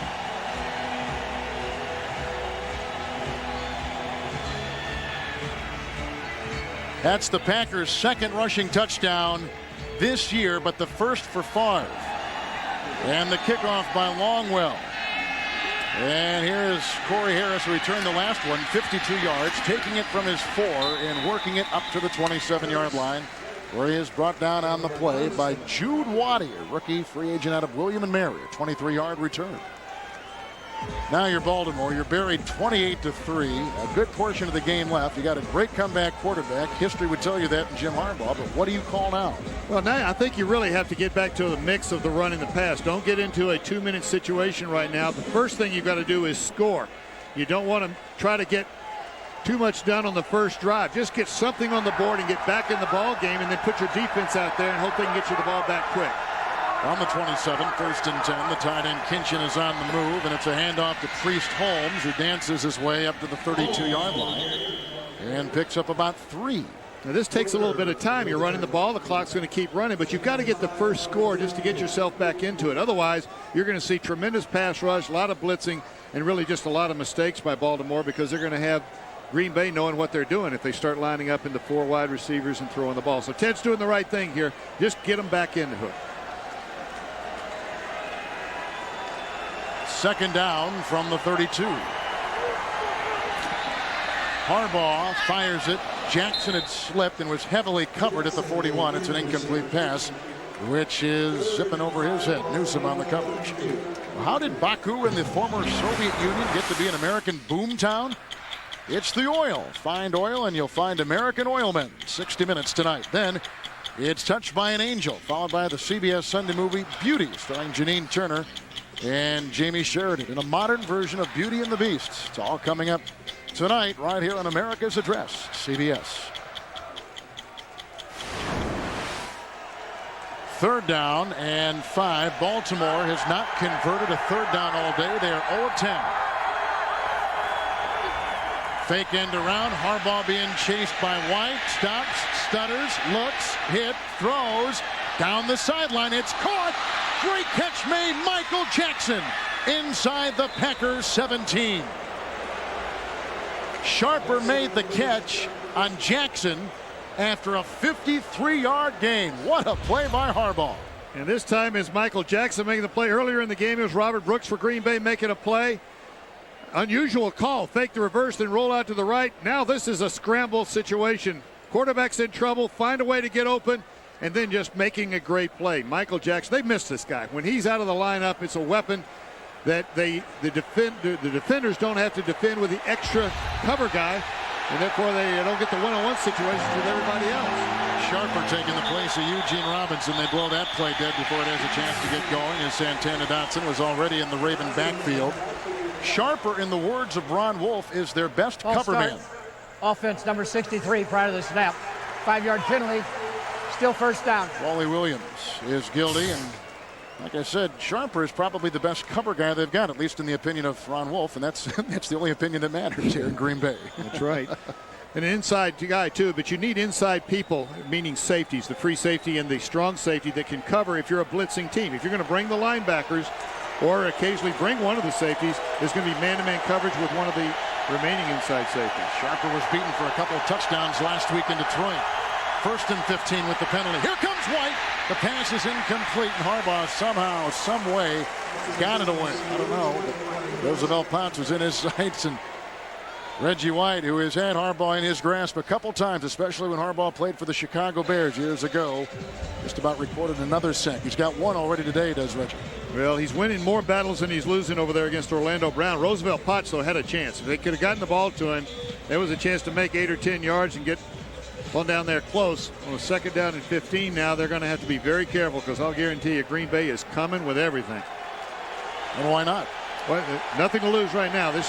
Make him throw it quick. 2nd and 15 from the 20. Harbaugh gets a block from Brown. They hold off Holiday with Ogden's block. Look at the time for Harbaugh. There goes the flag. Dotson in pursuit, and pass is thrown away by Jim. As the flag resting at the 31 would probably signify holding, and it does, against the Ravens. That was a preliminary indication that it was holding. Anytime you got that much time, you look around to see who's holding on. Holding on for dear life. Holding. Offense, number 75. 10-yard penalty. Repeat the down. 2nd down. I know Holiday has not gotten to the quarterback clean, but he has really given Jonathan Ogden, an all-pro left tackle, a run for his money today. He's playing with a bad right knee. Remember, he injured it earlier in the ball game, and so he's struggling a little bit with that right knee.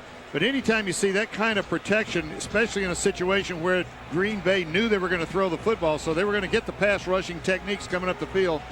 Great protection by the offensive line of Baltimore. But when it holds on that long, sooner or later, you kind of have to let your hand slip out and get called for holding. Another penalty, 2nd and 25 for the Ravens. Their 10th penalty of the day. Shotgun snap. We don't see it a lot. And he fires a pass, which is caught by the tight end, Brian Kinchin. But all over him, Pat Tyrrell, the former Ram, Jet, and Carolina Panther, coming up with a nice move. He's in their dime formation in defense. And he stops the tight end, Kinchin. It'll be 3rd and 22. Brian Kinchin dropped a couple earlier in the ball game. That was a full extension catch out with his hands. This guy's got good enough hands to be a tight end, a receiving tight end in this league, but he's got to make the catches in games like this to stay in it. Now, right now, this player is as important as anything else. Don't get knocked out of field goal range. If you can't get the touchdown, gain a little bit, kick the field goal, and then go on. Good point. On the 27, 3rd and 22, they've got to get to the Packer 5. A pass, they got the distance, and it's broken up wonderfully by Tyrone Williams. That's as good a defensive play as you'll see in the secondary, and Tyrone Williams with the play, replacing free agent Doug Evans, who went to Carolina, became a starter last year when Newsome went down. A big play right here. You'll see it happen up in the left corner of the screen now. Tyrone, this is a timed throw. Anytime you throw the ball that far down the field in the middle, it's got to be thrown on time. Just tight coverage. Good timing by Tyrone Williams. Well, here's Stover, who already has a 38-yard field goal. This will come from 45 yards away. He has hit 7 consecutive field goals and 9 of his last 10. And no good. He hooked it. A chance for 3 more. Goes to the side. A frustrated Ted Marchibroda. And his Ravens looking smack dab in the eyes of their 5th loss of the season. 3:13 to play here in the 3rd quarter. Next Saturday on the NASDAQ college football lineup, Quincy Carter and two-way star Champ Bailey hook up to lead the Georgia Bulldogs against Doug Johnson and the Florida Gators. A classic Southeast Conference match next Saturday on CBS. Missed field goal gives Green Bay great field position at the 35. Well, that's the danger of it, but Matt Stover's a good kicker, and you've got to try those kind. That was the right call. Not much that Ted Marchibroda can do about it when they go wide. Jervy sent up the middle. Not a lot of room up there. Larry Webster is in the game. We have not seen any more of Tony Siragusa since he was injured. Record pace for attendance in the NFL. They do their part here in Green Bay, and it looks like they're doing their part in other stadiums around the NFL. Well, you know, they say that the waiting list here, if you added the waiting list with the people that are here, it equals the population of this town. Everybody wants to get in this stadium. There isn't an attendance problem here. They put the names of their unborn children on the list. Have to name the kids that early. 2nd down and 9. Deflected by Woodson. He bats it to himself. He picks off Favre again. And he dances inside the 40 and takes it to the 40, make it the 39-yard line. So Rod Woodson comes up with his 4th interception of the year, the 2nd for the Ravens on Brett Favre today. So Brett Favre may be on pace to get another 3 interceptions today. He's had 3 the last 3 games. Good play.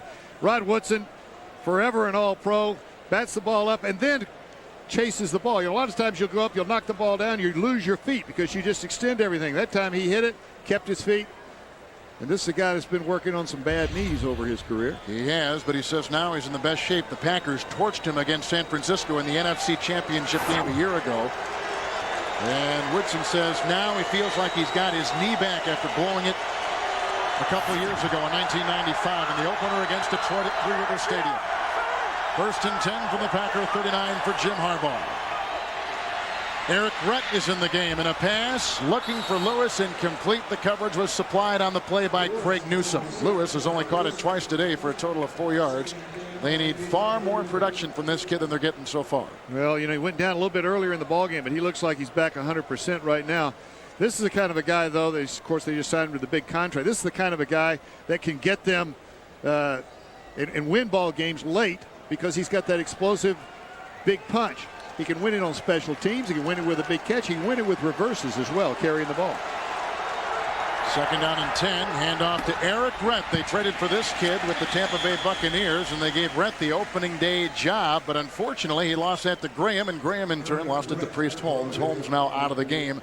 And Eric Rhett, a guy you had in Tampa Bay, carrying the ball for the Ravens. Drafted from the University of Florida. This is a guy that loves to practice as much as he loves to play. He'll get in there and try to block punts during practice. Just fires everybody up, gets them ready to play. Patriots in Miami tied at 6. The Jets, who won in New England on Monday night, winning now against 5-1 Atlanta. And look at what the Vikings have done to Detroit. Robert Smith, the key reason for that blowout against the Lions. It's 3rd and 8. Blitz is on, pass is thrown, it's incomplete again. He was looking to put a laser into the hands of Jermaine Lewis, and that is incomplete. It'll be 4th down. Looks like the Ravens will go for it. And check out the official NFL website where you can vote to help select the 1999 Pro Bowl team. Plus log on Monday morning for NFL Week 8 highlights and recaps at NFL.com. Well, the Ravens really have no one to blame but themselves. They dropped enough passes here to be in this ball game today. It's killing them. 4th and 8. Here comes McKenzie moving up wisely as Harbaugh throws an interception caught by Tyrone Williams. Williams picks off Harbaugh. He's up to the 35. He was tackled by Kinchin. And the problems mount for Harbaugh and his Raven offense this afternoon. Harbaugh wouldn't have thrown that on 1st, 2nd, or 3rd down, but it was a 4th down play. Just going to force it in out of the shotgun. This tight coverage to the left. And as you see it over, as we look to the left, we pan, there's nothing but tight coverage. In fact, Tyrone Williams is between the quarterback and the receiver. Here's Tyrone Williams now right there. Watch him drop underneath. He sees the ball released, thrown. No chance for Jermaine Williams on Lewis on that one. You like that kid Williams. From the 35, 1st and 10. Favre is in there. Jervy. Oh! Head-on drill by Woodson. You could hear that all the way up here in the press box. That was a violent hit, and you can see the wake of what happened. He immediately grabbed his head when he hit it. That one was almost, don't expect it to happen that quick. This is the kind of play that gives you the crunching feeling of the NFL. We're going to play it back and listen to this hit again. The drill by Rod Woodson. Ooh, that is major league. He sent him into next week. Now that, let me tell you, is not a lead with the head. That's not head-to-head contact that you get fined for and officials throw penalties for. That one happened so fast. Woodson was on the blitz. The ball was coming right at him. I don't think either guy saw the other one coming. 2nd down and 12. Handoff goes to Jervy, a block by Henderson. Breaking tackles is Jervy, and he swerves his way to the 38. In one of the final plays of this 3rd quarter, which has seen the Packers build upon their lead and lead it now 28-3.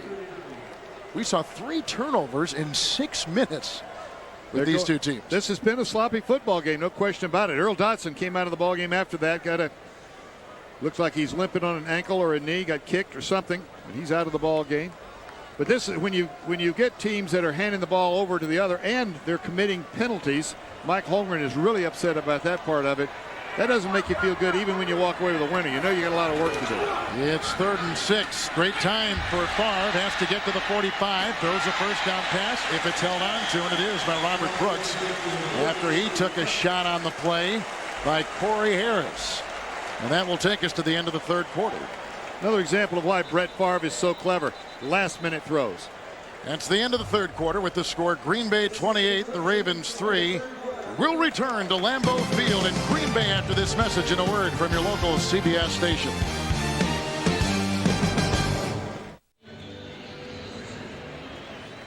Beginning the fourth quarter in Green Bay, and cheese, they put bread and acrobatic catches like that right there. And here's a handoff from Favre on 1st and 10, giving it off to Travis Jerby.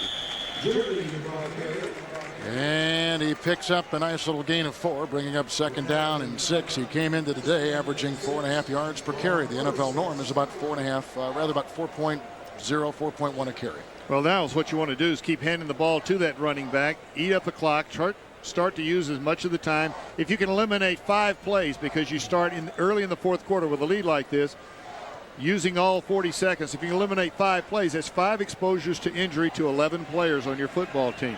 And it mounts up. We could actually see Brett Favre come out of this ballgame here before the end of the ballgame. Handoff goes to Jerby, a block from Timmerman, but that doesn't stop James Jones, who comes flying through and makes the tackle. Jones had a couple sacks last week in Pittsburgh. They lose a yard. It'll be 3rd and 7. One thing you're not going to see from Baltimore, though, is this is not a team that gives up. And they are down right now. Last week we saw them in Pittsburgh. They battled hard right to the very end. And that's when the game was really decided. Late in the ball game against Pittsburgh, they played them a terrific football game. And they played well here early, but they got behind just enough to where they were in a chase game. And slowly but surely, the Green Bay Packers have worn them down. Siragusa remains out on the line. Larry Webster stays in. It's 3rd and 7. Rush, good time. Boulware on the back. Hit by McCrary. Throws a pass downfield. What a great block by the safety, Dwayne Starks, who knocked it away on a pass intended for Robert Brooks. Dwayne Starks is the rookie, 2nd defensive back drafted right after Charles Woodson was taken in the draft. He's a guy that Rod Woodson told him he wished he would just take more notes and he'd listen and pay attention. Rod Woodson, of course, been in the league a long time and has learned a lot of lessons. He's trying to pass them on to the young guys. Watch more tape. And watch more film. You can tape, excuse me. I'm the old school of the film. Landetta's kick. Not very long off the side of his foot, and on the run, they've got Lewis with the catch. And it is fair caught at about the 23-yard line, a 24-yard punt. They know how to stay warm here in Green Bay, as do the Packers, leading 28-3.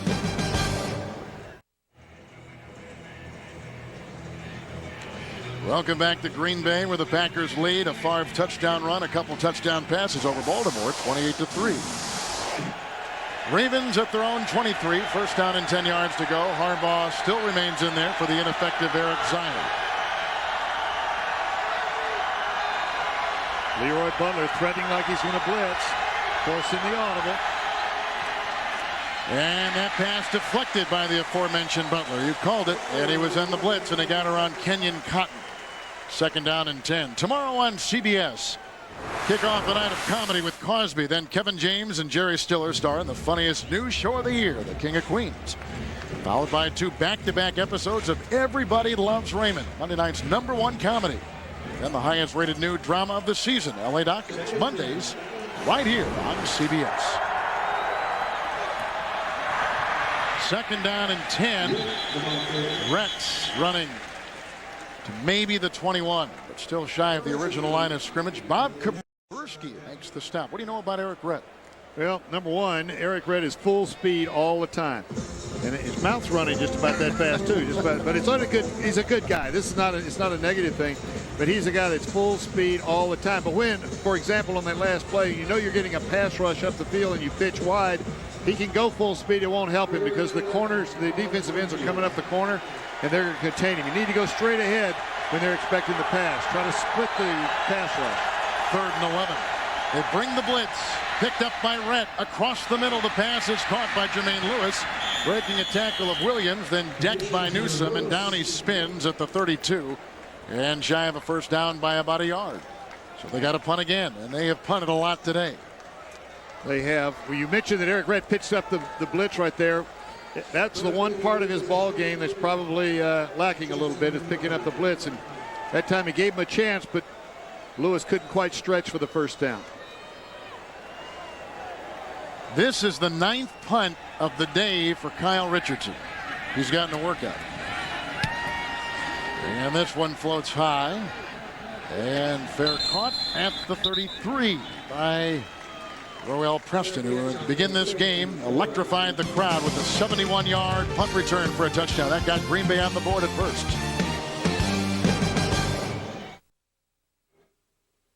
The NFL on CBS is sponsored by Saturn. A different kind of company, a different kind of car. The NASDAQ stock market. And by Goodyear, innovators of run-flat technology. And there's the Green Bay Packer Hall of Fame. You saw the pictures of Lombardi and Holmgren. It is the most visited Hall of Fame by any team in any sport nationally. And they usually have lines of people open every day of the year. They were out there before this game, that's for sure. On the 34, 1st and 10, quick outside pass, lassoed by Freeman, brought down by Deron Jenkins. It's a gain of 5 on the first down. Freeman, a native of Baltimore, as we talked about before, will be a huge free agent sought after this season. The Packers would like to get this kid signed again, but he's free to look around, and I hear Cleveland perhaps in the background too. They can spend a lot of dough. Well, they're going to be the great white shark out there next year because they've got their cap number is 0 starting from this year because they didn't play. Jervy, Smothered, Dent, Larry Webster, Ray Lewis combine on the stop, and Jervy has to shake that one away. Ray Lewis also in there as well.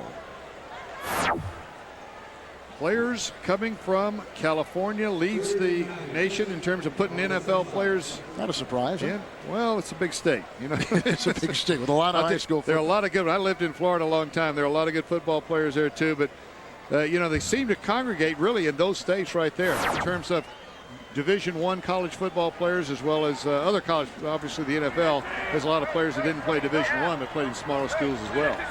3rd down and 9. Looked like Webster may have jumped. 3 down for the Packers. Here comes Boulware. The pass is dropped after a lick by Ray Lewis on Travis Jervy. Well, there's a lot of things going. There's a lot of things going on in that play.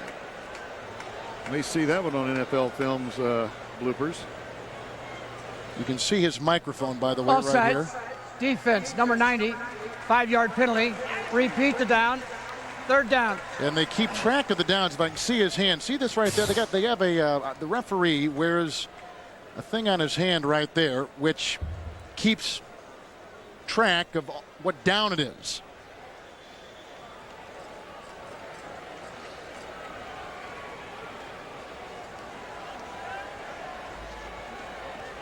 So now it is 3rd down from the 40-yard line. 3rd down and 4. Baltimore now with 11 penalties in the game. Here comes the blitz from Baltimore. Picked up by Timmerman, buying time for Favre, looking downfield for Jervy, and covered by Woodson, incomplete. It's good to see Woodson back in there. He and Jervy connected earlier in the game on a wicked hit in the backfield. Incomplete pass. It'll be 4th down. Rod Woodson is limping a little bit as he comes away from that defensing of the pass. You know, when you're blitzing people, you get odd matchups. And that time, Jervy coming out of the backfield became the primary responsibility of a cornerback. So, advantage Baltimore, but Rod Woodson cannot even get off the field. They had to blow the whistle. He couldn't get off the field in time. Has to get a little help from the trainers. Where Baltimore has really suffered from the injury bug. Last week and this week as well, another Baltimore injury.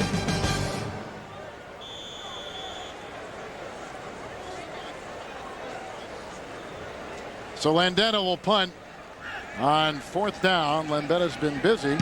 This is his 6th punt of the day, driving Lewis back to the 8-yard line. There's a flag.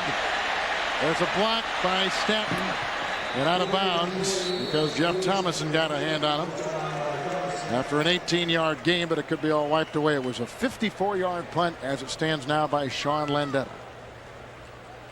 Coming right down, Baltimore trying to make a block, clearly shoved in the back, way back there around the 10, 15-yard line. Holding during the return on the return team, number 80 will penalize half the distance to the goal line. 1st down. Ryan Yarborough, reserve wide receiver. Boy, you just can't keep making mistakes when you trail like this. And again, Baltimore deep in their own zone to begin it.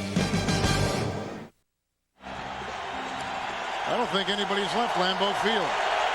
This place is incredible. There wasn't an empty seat when it started, and there's not one now. Ravens, 5th time they've started inside their 20 today. Have it at the 4. First down and 10. Harbaugh with a little swing outside. Jermaine Lewis breaks a tackle from Newsome. And then takes it up the sideline before he's met by linebacker Lamont Hollenquist. That's the biggest gain for him. Gain of 11 all day long. It's first and 10 for Baltimore. That's what this guy can do. He can make the first guy miss, and then his pure speed makes him dangerous in the open field. Everybody has to take the right angles. In order to be sure you take the right angles, you usually give him a couple of extra yards. From the 15, first and 10. Eric Rent, lead block by Ogden, and not much opening there. A gain of a couple on first down. We'll stay tuned next. John Elway, Terrell Davis, and the Broncos will take on maybe the Elway heir apparent in the AFC. Quarterback Mark Brunell, a former Green Bay Packer backup, and the Jaguars in the battle for AFC supremacy. Next, right here on CBS. Two of the teams that I picked as the top 5 in the NFL as you did. We enter this week. 2nd and 7.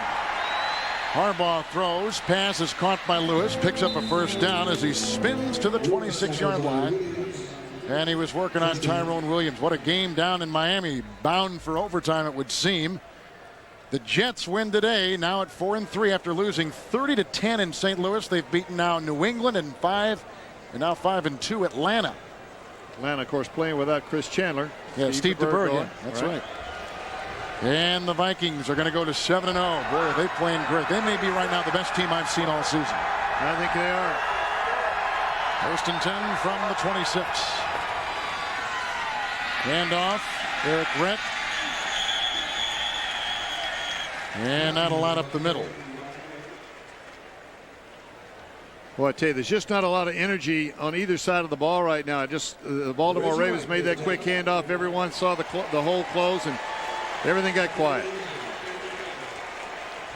So Cotton's carry good for a yard. It'll be 2nd down and 9.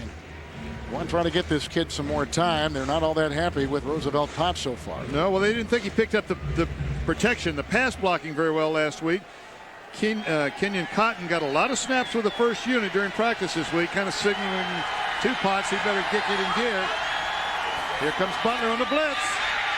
Harbaugh gets away, spinning and driving, and a block by Ogden. Chasing on the far side, Vaughn Booker, and Harbaugh all over the field. Finally out of bounds, and in his wake he leaves one player after another. His blocker Ogden. Vaughn Booker is down and slow to get up at the 13-yard line. Harbaugh, 34 years old, looking like he's 24. Now, number 36 coming from the outside, Leroy Butler right here. Now watch him. He goes down. There goes the scramble by Harbaugh. Leroy Butler gets up again, starts chasing. Now watch who makes the tackle on the sideline on the very far end of the field. There he is again, Leroy Butler.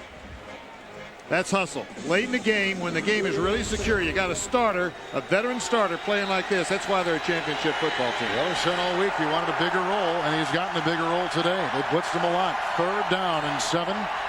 Harbaugh, look out from behind. They dump it off, and it's caught on the play. Priest, Holmes, and a flag thrown.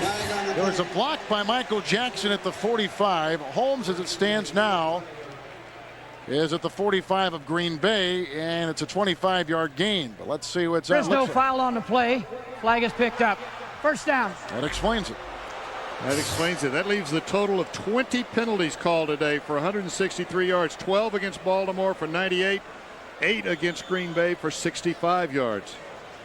And Dick Hantak's crew is leading the National Football League among the crews, the NFL crews, in terms of penalties called per game. But in this particular ball game, I can tell you it's not because they got a quick flag. This game has not been played real clean. This has been a sloppy one at points. But you can interpret that 2 different ways. They're very good, or they're just a little bit too detailed. Harbaugh going deep. He's got a receiver. Lewis, touchdown. He torches Newsome. A 46-yard touchdown pass by Jermaine Lewis from Harbaugh. And let me tell you, even though you've got a lead, if you're Mike Holmgren right now, you're angry because you've given in a little bit to a team that's just trying to get back in it. Straight drop back, starts up front with good protection. Butler was blitzing again, didn't get there in time. One-on-one on the outside with Craig Newsome. One step. And finally, something good happens. Look around, no flag. Touchdown. Big plays have killed Green Bay over the last couple games. That is the 5th play. 5th touchdown as the extra point is up and in by Stover. That is the 5th touchdown of more than 40 yards in the last 3 games. Big plays have hurt the Packers. Luckily, they got a pretty good cushion to work on, up by 18. The NFL on CBS is sponsored by DirecTV. What are you looking at?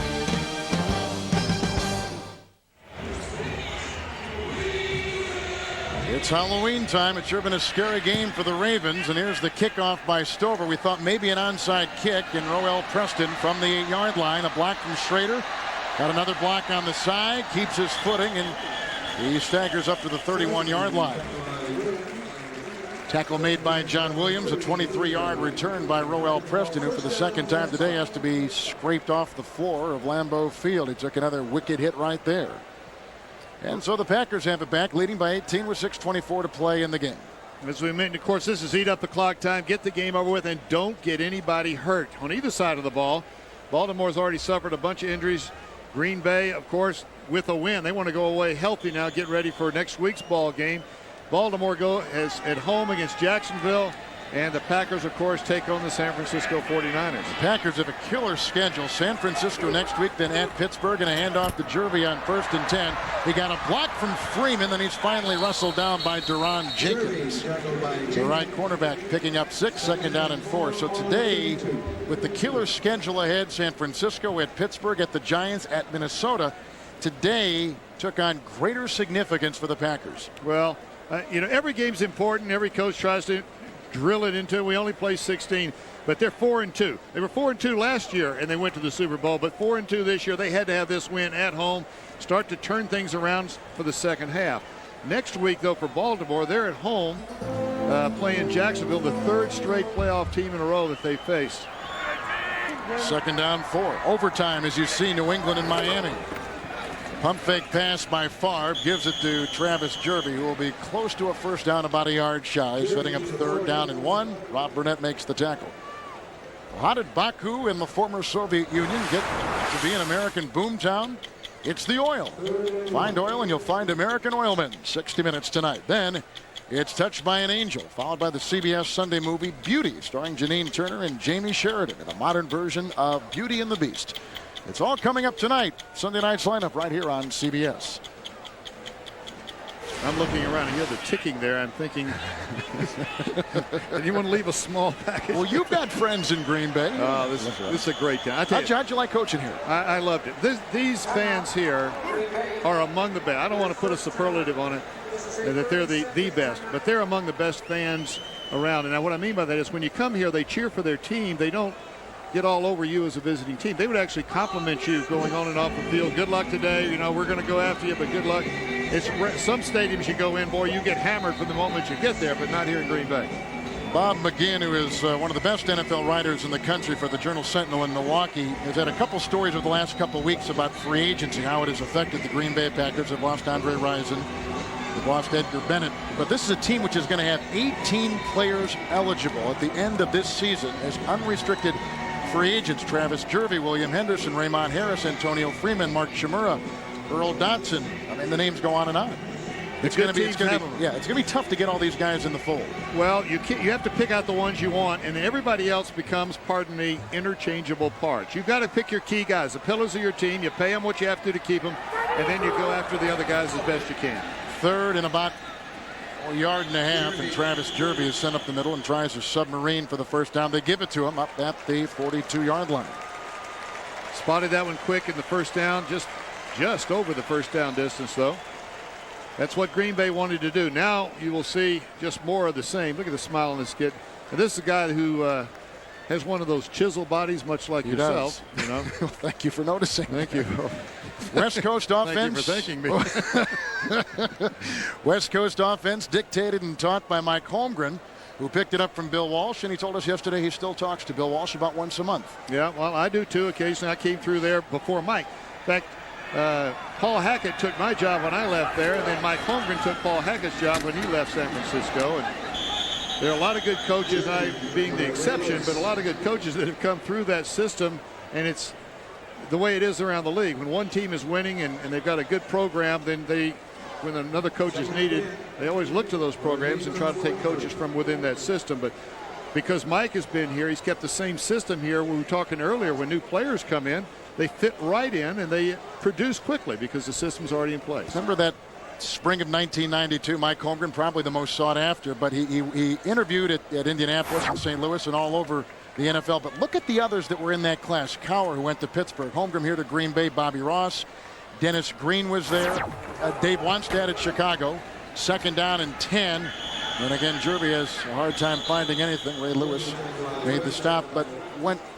And 3 of those coaches signed within about 24 hours of one another. But what he liked here in Green Bay was the chain of command. He answered to one guy, and now it's been it's a 50-50 split really between he and Ron Wolf, who's the general manager. And that one guy he really respected, Ron Wolf. Well, it's Ted Danson like you've never seen him before. He's back as a not so politically correct doctor who's not afraid to speak his mind. In the season premiere of Becker, Monday, November 2nd, right here on CBS. Holmgren is 50 years old, college quarterback at USC. And of course, the talk of him leaving Green Bay is constantly in the press. He said, you know what? It was a throwaway line before the Super Bowl year of 1996, and the press just left on him. He said, you know what? Every coach probably would like to be a general manager, and I'm with him. But right now, I love what I've got. I've got a contract through 1999, and there's a chance that he would stay. A very good chance, you said. Whatever you say in the Super Bowl week is going to be magnified. There's a lot of writers around, and they're all looking for a story. 3rd and 10. Favre swings a pass, and it's caught by Antonio Freeman. And he's down to the Baltimore 43. It's a pickup of 13. Freeman, who's got a touchdown pass already. A touchdown total the last 2 years, second only to Chris Carter at Minnesota. He caught 2 last week, and he caught the first one today. Antonio Freeman is gaining fast on Don Hudson of the Green Bay Packers, who in his first 4 seasons had 30 touchdown catches. Don Hudson was voted, if I'm not mistaken, one of the 50 greatest players of all time in the NFL. In fact, the Packers have named their practice facility across Oneida Street here in Green Bay, right outside the stadium, the Don Hudson Center. About 16-foot letters across the front of that place. Beautiful. You can't miss it. Jervy on 1st and 10, got a block from Timmerman.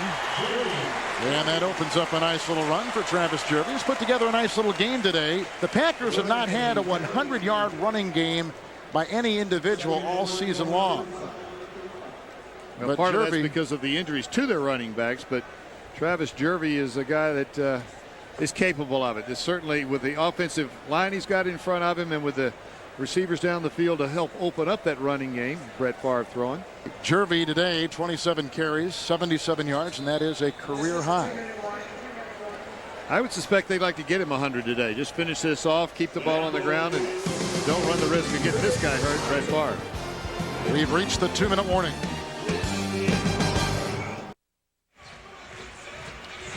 Back at Lambeau, and you know, you look at the crowd here, another sellout crowd for the Packers, and you would never know that it's late in the game, well in hand by the Packers, vying for their 5th win. It's like it's a close game in the 4th quarter. It's unbelievable. 60,790 seats here, 46,000 people on a waiting list to get in. 2nd down and 1. Jervy took it, and I don't know if he got that first down. I'm not sure that they are that upset. Just gives them another snap to run the ball in a short yardage situation and pick up the first down. First down pretty much do it. The executive producer of CBS Sports, Terry Ewert, coordinating director of the NFL on CBS, Larry Cavallina. Today's game produced by the great Bob Dekas. The incomparable Dick Klein was our director today. The senior producer of the NFL today is Eric Mann. Director of the NFL today, Bob Matina. Jervy outside. Oh, and he has a raven around his ankle with no place to go. Michael McCrary and Stevan Moore were there. Our associate director, great job today by Ken Mack. I hope you folks had a chance to see the way we got on the air, but it was a nice reflection of Packer past and Packer present. Wonderful job by Kenny Mack, our broadcast associates of this game. Rick Angelo and Holt Vaughn. And our statistician today was Ethan Cooperson from St. Louis, right? Chicago. Well, close. I'm in the Midwest. I knew it was somewhere. The Packers are going to let this one go as far as they can, run off as much time as they can. It's good the Packers are winning because the Vikings have won, and the Packers still trail the Vikings by 2, and they're going to call a timeout and let that clock run down to the very last seconds. And you can see the Mike Holmgren right there. That's not a true smile. It's a coach's smile right there. It's just, I'm smiling inside, but I don't want the players to know because there's still 36 seconds left to go in the ball game. But he knows that this was an important win. They have really played. They've dominated this game, but they didn't play a mistake-free ball game. So he's got plenty to talk to them about on film day tomorrow when they come in. Most teams come in on Monday. They run a little bit. They look at the film. Then they have Tuesday off. And then the coaches play the game on Wednesday morning at 9 o'clock. That's when they hand them the next game plan. So Wednesday's when they get ready for next week. And Monday night, Ron Wolf and Mike Holmgren, they have dinner catered here to Lambeau Field. The offices of the Packers are right here, and they'll go over each player's performance from today and give them a grade so that when that Wednesday meeting rolls around after the Tuesday day off, everybody knows where they stand. A flag is thrown. Landeta sends up a rocket, which lands halfway in the end zone. The flag is down after the 40-yard punt at the 41-yard line. And they're bringing it back out. Gets out to about the 7 or 8 yard line. Just going to take a chance this late in the ball game. See if you can pop it. Nothing happened, but there is a flag on the field.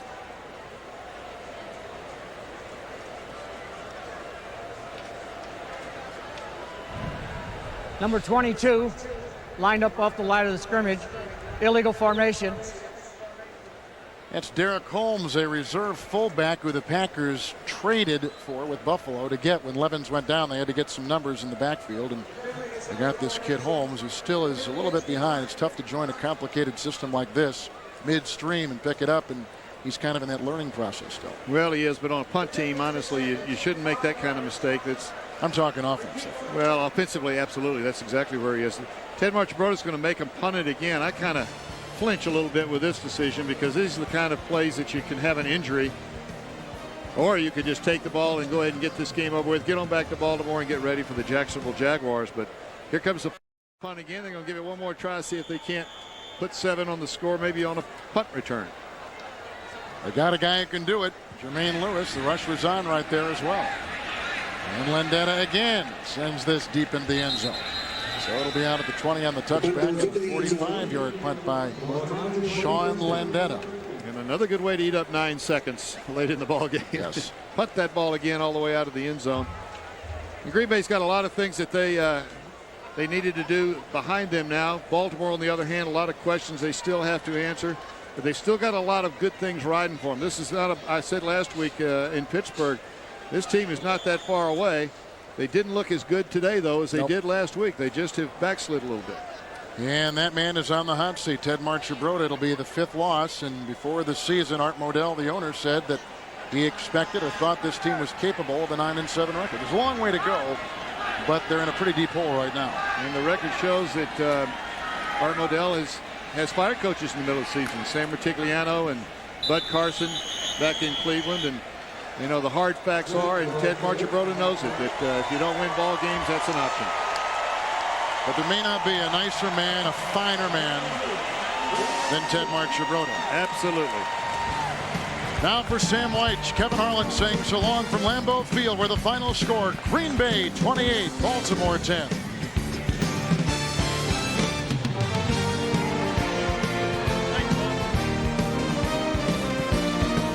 Watching the NFL on CBS.